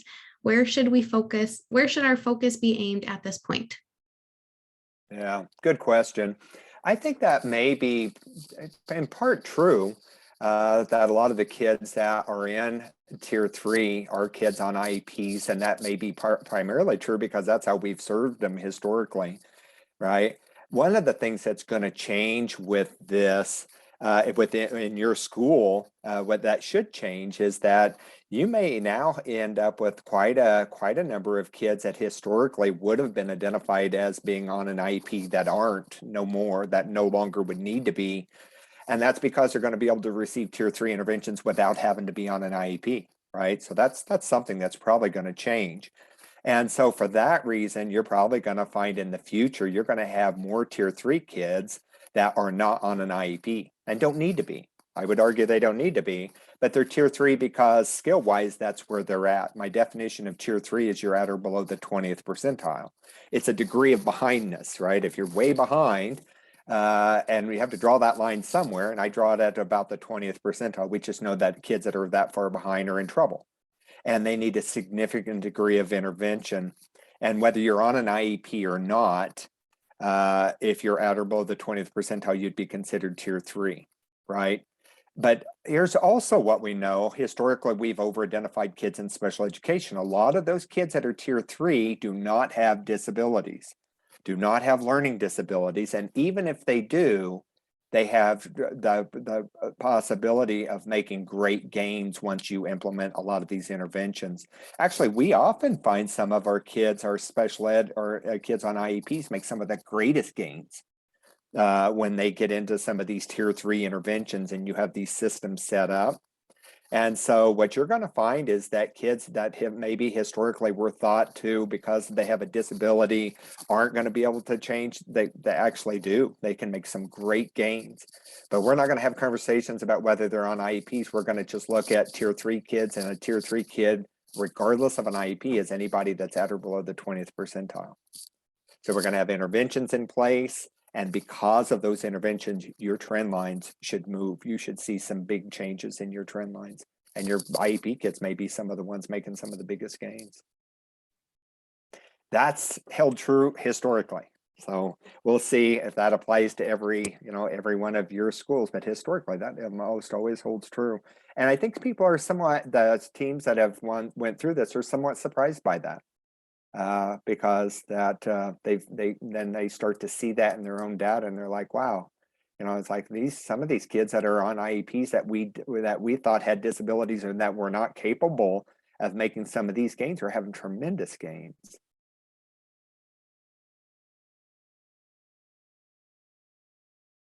Good questions.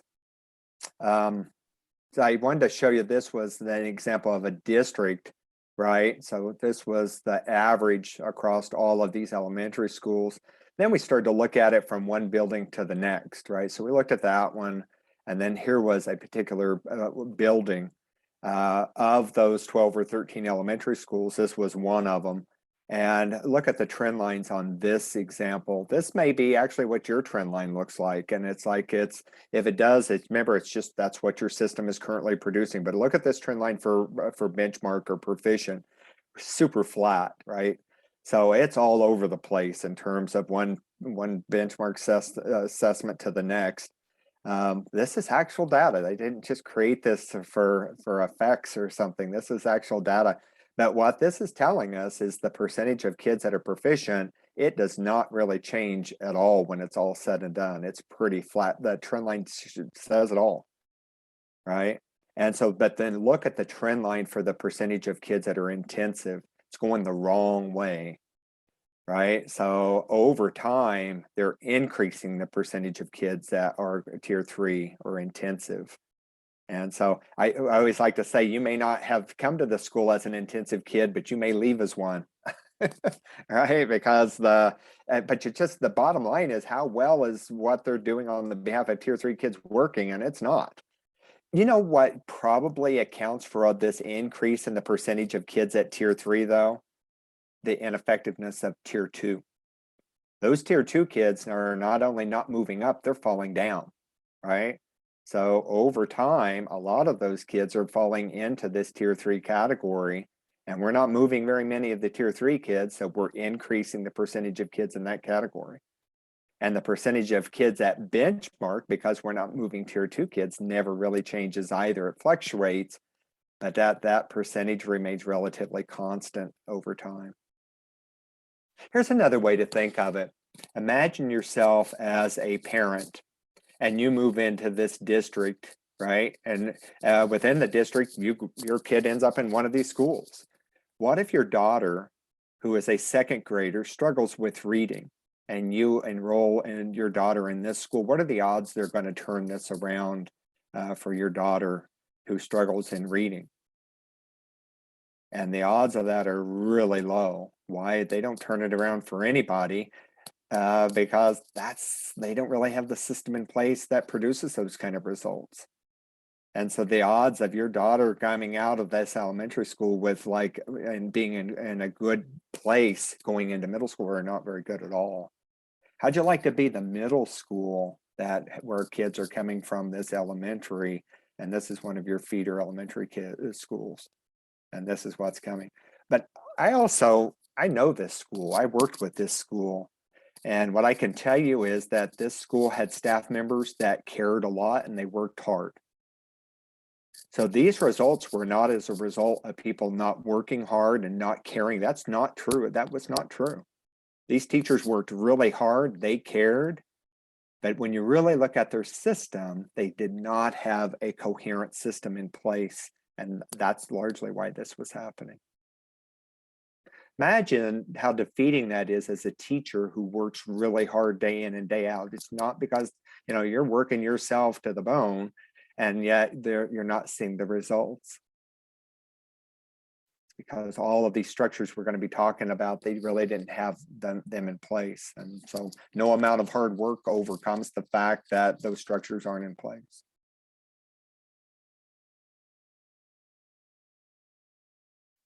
Now look at this school. This was also one of the schools of the 13. Most of the schools were somewhere in between, but we had a school like this where the longer you're here, the worse you get.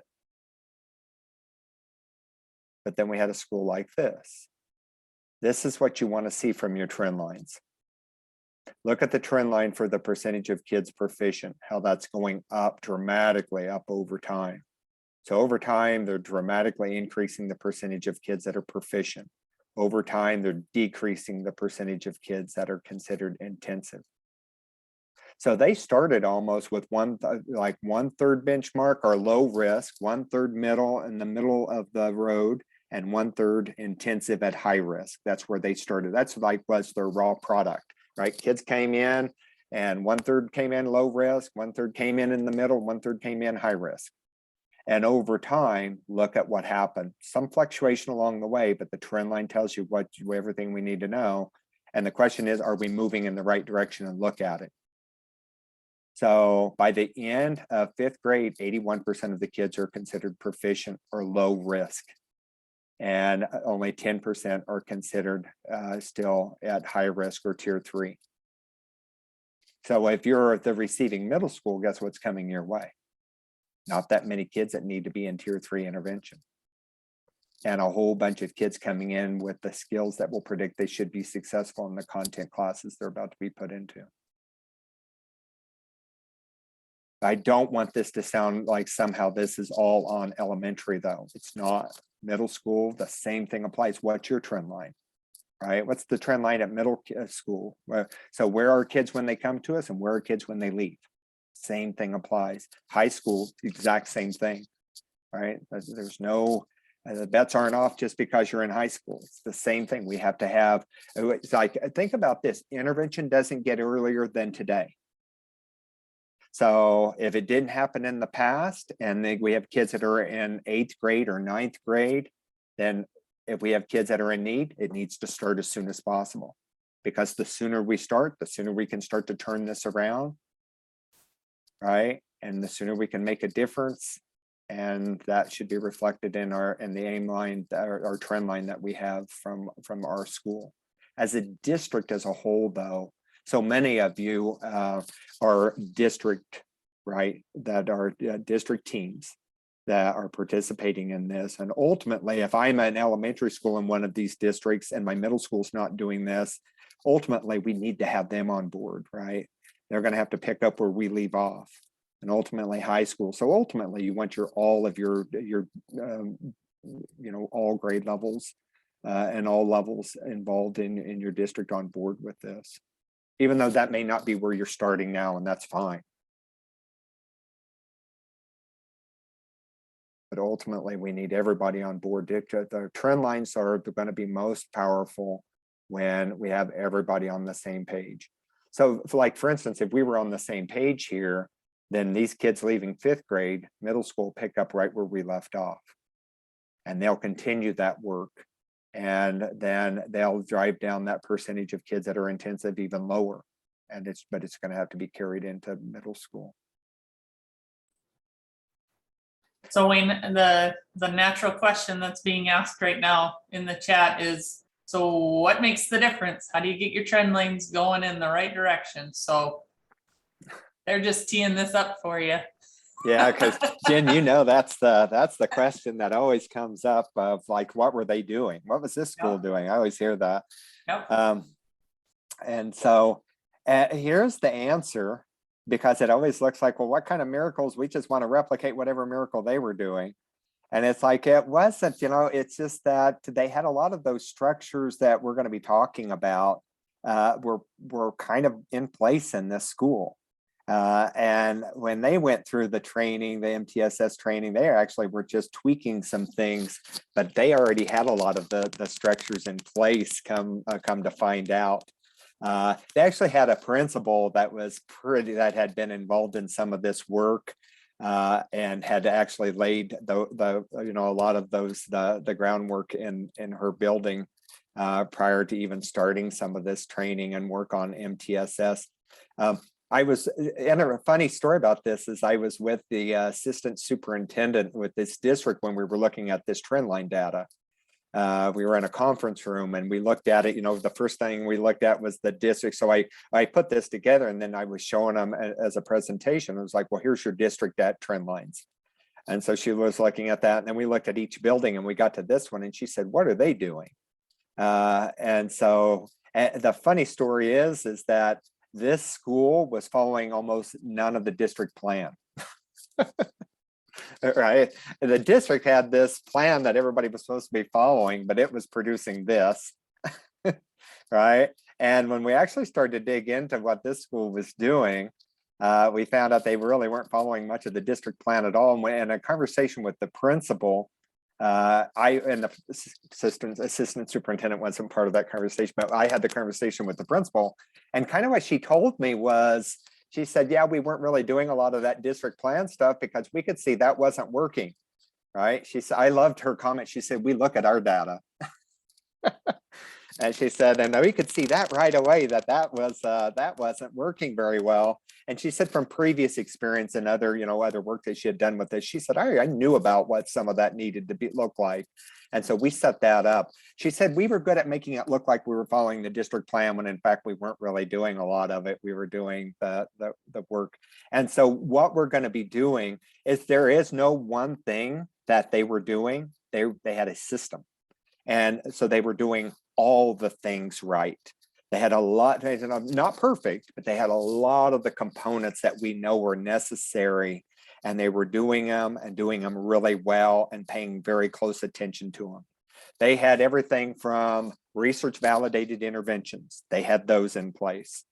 Because look where kids started. They had the same thing the district had. 1/3 of their kids low risk, 30%, 33%. 1/3 of their kids in the middle and 1/3 of their kids intensive. They had the same kids the district as a whole had.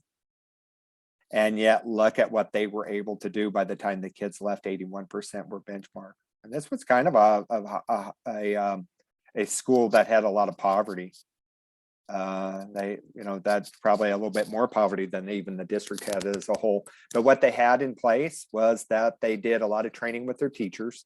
They did a lot of coaching. They had those research validated interventions in place. They had sufficient right amounts of time devoted to the interventions and to the core instruction.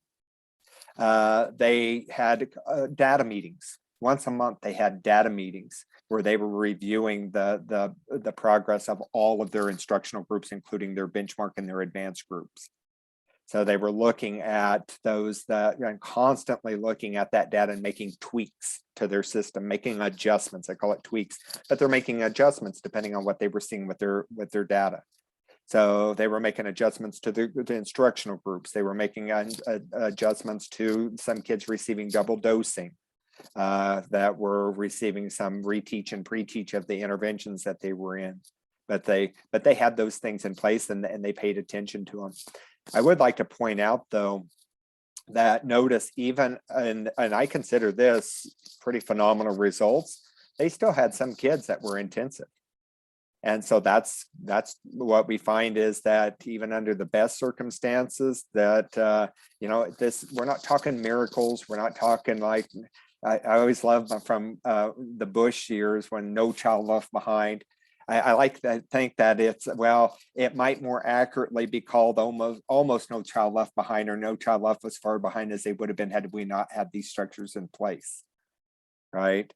And so, but that's but to have it down to 10% of your students that are intensive, some of those might be on an IEP and some may not be.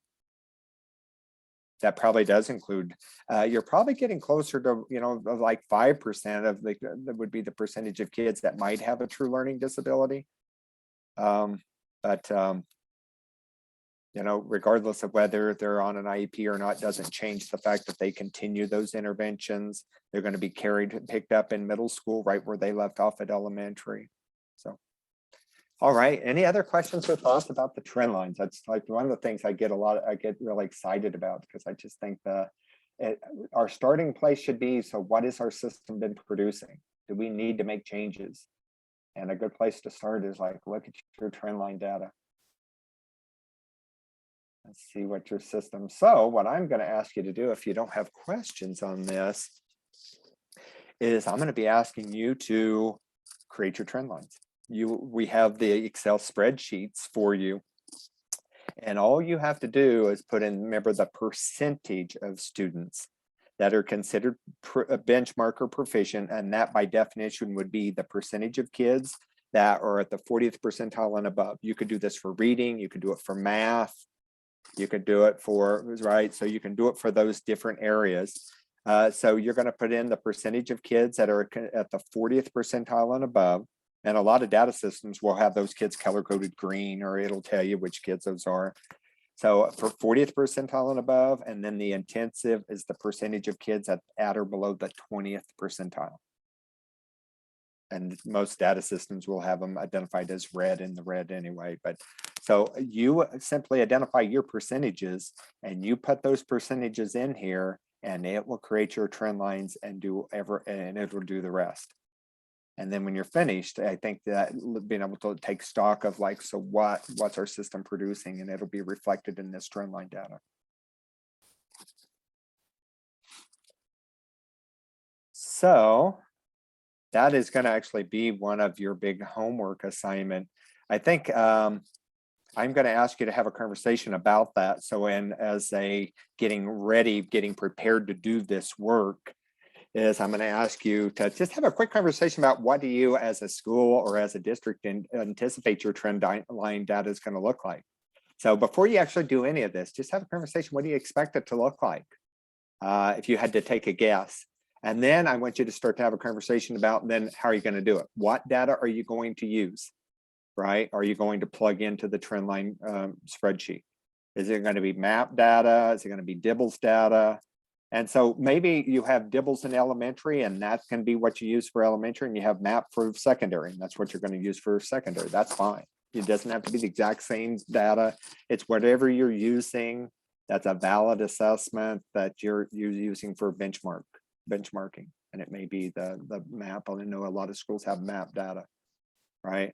But it's not going to be things like state assessment stuff. It's going to be like things from MAP and Ames Web or FastBridge or and then what grade subjects are you going to look at? So you're going to do one for reading, you're going to do one for math. So and then you also are going to have a conversation of whether you're going to do it as a snapshot in time, which means you're simply going to plug in where kids are and and what grades are you going to go back in time and do a cohort, follow a cohort over time.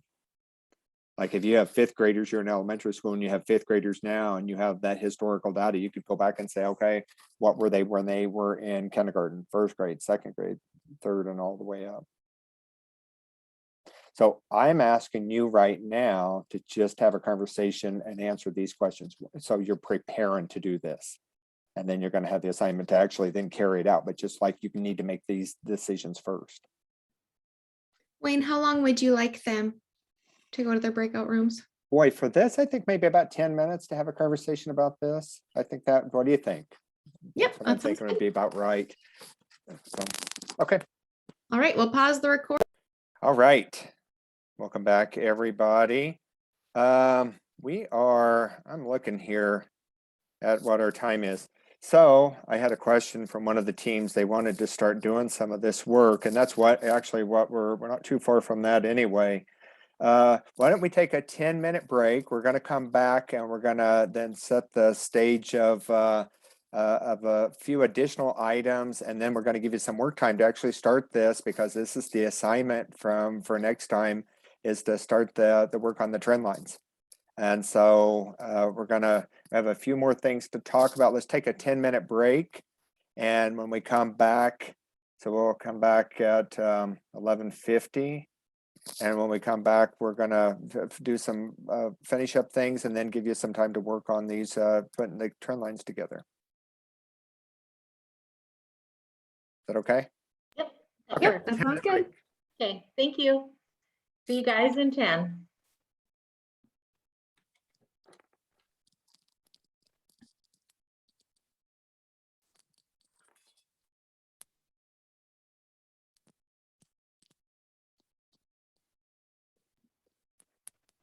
Ready whenever you are, Wayne. All right. Make sure I'm not muted. You're not. Great. All right, welcome back, everybody.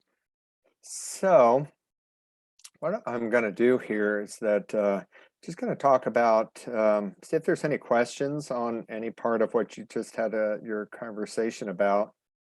And then I'm going to just show you a couple more slides that I think will be so helpful in what the assignment's going to be. And then we're going to give you some time to work. And so you'll be able to go in and start doing some of this.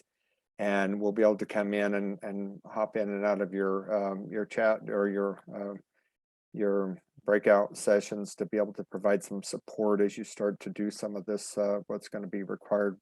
It's like the assignment between now and the next time when we come back in December for our session, our second session. So are there any questions or any comments in the chat room or the chat area now? Okay. That, you know, the one thing I'd like to point out real quickly is that when you're doing this work and creating your trend line, this is could be potentially very helpful for you. I know as if I were an administrator or if I were on the leadership team, either one, I would not be super disappointed to find out my trend lines didn't look that good, because that would be part of what I wanted to bring back to my staff as a whole as part of the rationale of like, this is why we're doing this work, let your data do the talking. So do your trend line data. And, you know, if as a building administrator, if my trend lines were flat, I'd come back and say how much, you know, this isn't what we're doing all of our, you know, working ourselves to the bone for so that we can have results that look like this. So let's change it. And the first thing that we can do to change this is like, let's start this work on our system and rethink our system and put the system in place that will actually change these trend lines, because that's something every teacher would be interested in, right? Teachers, survey after survey after survey, what it always comes back is teachers are interested in things that make a difference for their kids. That's, if you want to motivate teachers, talk about what's going to make a difference for their kids. That's exactly what they're about. So your trend line data, I think, will help make that case. So the one thing I think that this slide here, and then we're not going to worry about some of the other slides today. We'll come back to them next time. But this is the slide you'll need that kind of spells out there, defines that when you're creating your trend lines. The intensive, remember, we said that's going to be what you're recording on the bottom part of that trend line chart is the kids that are considered intensive. So if you're looking at your data, it's the kids that are at or below the 20th percentile. That's the definition of that. And the benchmark would be kids 40th percentile and above, right? So proficient benchmark is 40th percentile and above, and intensive 20th percentile and below. That's the percentage of kids you're going to be entering on that trend line chart when you're creating that. And this is, you have on the website here, on the website, is that you'll have an Excel spreadsheet. So I'm going to ask you to find that Excel spreadsheet, because that's what you're going to enter those percentages on. And as you enter the percentages, it's automatically going to create the trend lines, right? You won't see the trend line when you enter the first set of data, but when you enter the second, you have to have at least 2 data points, then the trend line is going to appear, and it's going to adjust as you are entering that data across there. So, and like I said, I think that as part of your conversation, you need to identify what's the data you're going to enter, whether it's going to be the map data, what you have, you know, and you have to decide whether you want to do it as a cohort over time, or if you want to do it as a snapshot, or if you want to do both, right? And whether you want to look at math or reading or both, then you need to decide that. I actually think this is going to, not take that long. You could do it in all the ways we've just talked about, and that would be an interesting way to look at it. So here's going to be your assignment.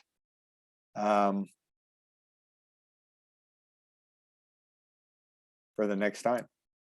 And I think what I want to do is just kind of jump to this. I'm going to give you some time to work on this, and where we can provide support as you're doing it. So what you're going to do is create your trend lines, use that spreadsheet that we provided, and enter in your data and put that trend line together, because we're going to ask you to bring that back with you the next time, because you're having an opportunity to talk about it. And then the other part of this, I don't want you to get just focused on the trend line, because I want you to start to create your rationale that you're going to use for why we're doing this work. And that was a big part of why I presented the statistics at the very beginning of this. Because here may be part of your rationale is that, and it may be tied to your trend line data, is that historically, this is what's been happening with our kids that we're most worried about, and it hasn't changed. And that's part of a rationale about why we're doing this work, right? But what is your rationale that you're going to present as to what MTSS is for your school and why you're doing it? Because I think we need to be able to share with the staff as a whole what this is about, and with parents and with the school board. And if you're a small district, I think communicating this with the school board is critically important, right? About why you're doing this work. I think the school boards would be very interested in that. Not to involve the school board would be a big mistake, because in a small community, I know how that works, right? It's like there will be grumblings about some of the changes. The systems change is hard, and there'll be grumblings possibly about it. And they need to have a heads up about, that there's going to be we're going to be making some adjustments, and here's why, because this is the work we're doing, and the school board should be all about this. So you're going to work on your rationale, and you're going to work on your putting together your trend lines. Questions on that? There is one. Oh, go ahead, Kayla. There is one question in the chat, Wayne. Bakken Elementary is the school that's just 5th and 6th grade. They are wondering how they're going to create a trend line. Do they need access to district data, or should they use past grades? Or sorry, do we need access to the district data for past grade levels? I think it would be interesting to do it as a to access that data district and or the district data, and look at it for the past and what the elementaries, and then how you fit into that. But you, as even 5th and 6th grade, you could do trend lines for 5th and 6th grade. Where do kids come in the beginning of 5th grade? Where do they leave by the end of 6th? Right? So that'd be your own school's trend line data. So are you decreasing the percentage of kids that are intensive over the course of 5th and 6th grade? Are you increasing the percent of kids that are proficient over the course of 5th and 6th grade? So you're going to be looking at the historical data. I would absolutely look at that. And so you might go back and look at multiple years of what that looked like when kids moved from 5th to 6th grade. It's like maybe go back 5 years and then go back over 3 years. But I also would want to see what does the trend line data look like for the kids that are coming from the elementary schools that feed into the to your school.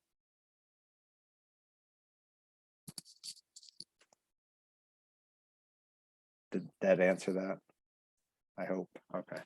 I think so, and we can send you into their breakout room as well. So would Okay. you like them to be Yeah. set the rooms for work time now? Yeah, I just think for the rest of the time that, and I don't know, do we want to then plan to come back together at the end? I'll let you guys decide that.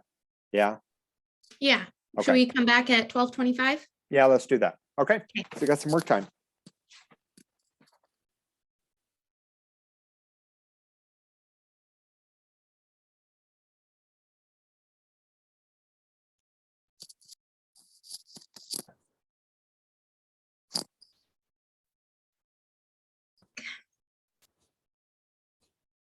All right. So what we're going to do is we're just about to conclude for today. So, and I think a lot of you got started on the assignment, but that's what you just was working on. That's what we're hoping you'll complete prior to our next session.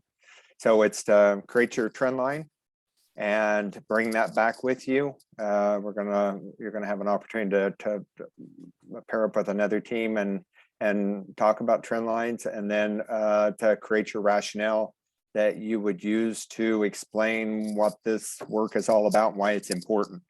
And I think that's going to be critical, that most of our work is going to be creating these pathways. But I think that rationale, it doesn't have to be something like a mission statement, but just a rationale is like, why is this work important? Why are we doing it? And what about this do we want to communicate with others, including people like the school board and our colleagues and right. So and parents. I think that one of the things where I'm going to ask you to do eventually is you're going to put together just information about what this process is and what it looks like in your school or your district that you would share with parents.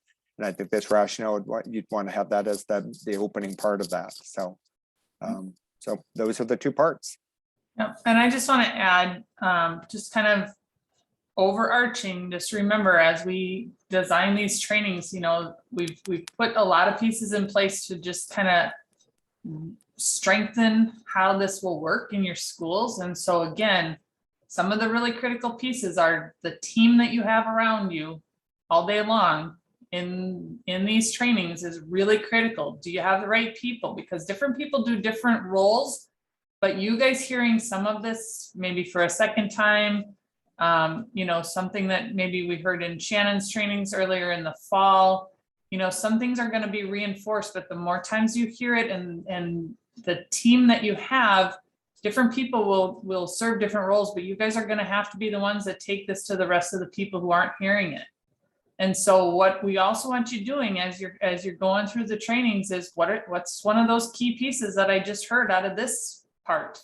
Maybe it's that one slide that Cheryl covered at the very beginning about, why are we doing this? If we have really effective teachers in our classrooms and we have really solid schools that are built through really effective systems, we're going to have really good positive outcomes with kids. Maybe it's that slide and you're thinking that's one that we want to share with everybody.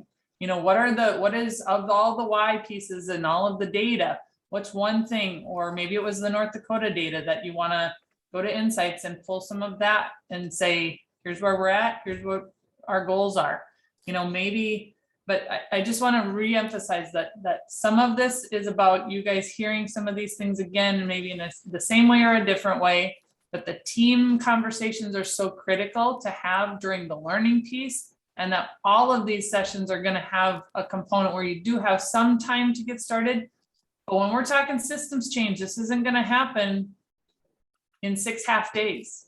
This is your continuous improvement process. So again, streamlining some of the committees and the teams and the work that you're doing in your schools to make this part of that continuous improvement process, part of your cognia or your strategy map, part of your strategic vision, all of it comes together.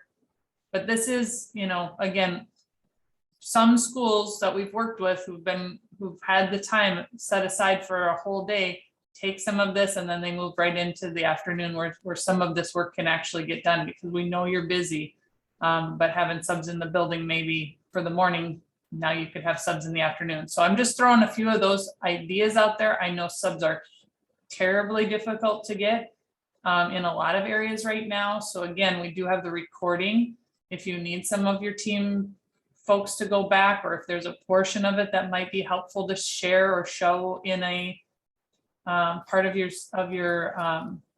staff meeting when you're sharing something out, I wouldn't require everybody to watch the whole thing. I would be selective, but again, if that supports that construction of that rationale and that continued communication, that continued data look, those are the things that as we design some of this training that we're hoping that you guys are going to be able to get. So we're always open to feedback. I'll let Chris talk a little bit about or Kayla about the feedback, but we do want you to know that there's a lot of intention behind the different ways that we're designing these trainings so that you have the time, but also the knowledge and the background and the support. So if you have questions between now and the next time, we're always here for that too.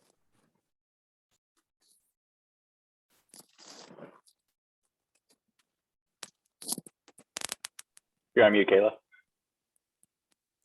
Thanks, Chris, and thanks, Jen.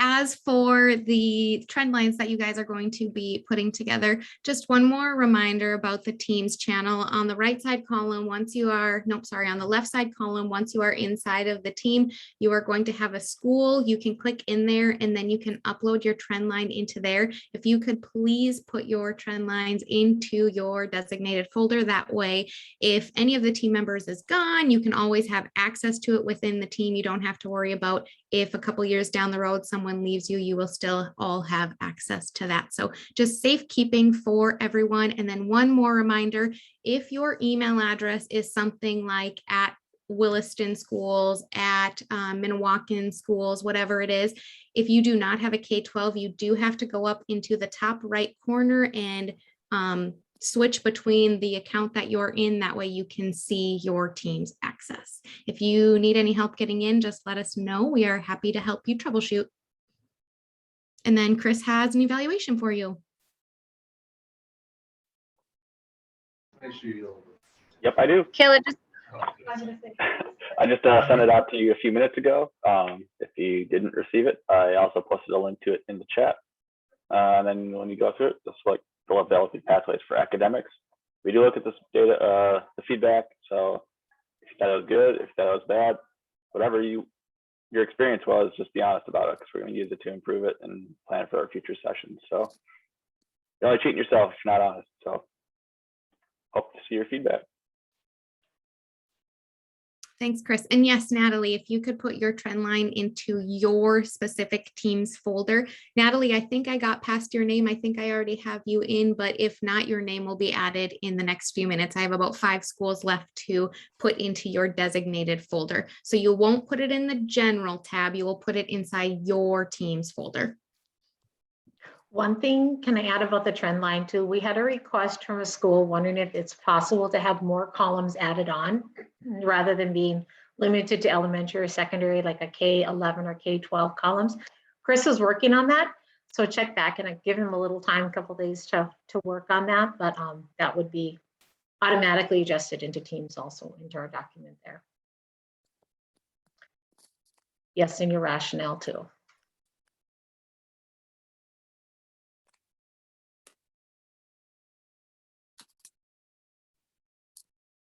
Anything else before we sign off?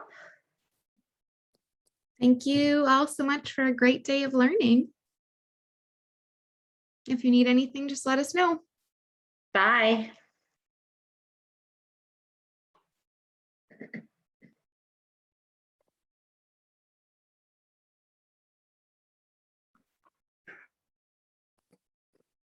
Thank you, everyone. Sure appreciate it from Ledgerwood. Yes, Thanks, thank you. Cheryl, feel free to stop the recording. Oh, thank you.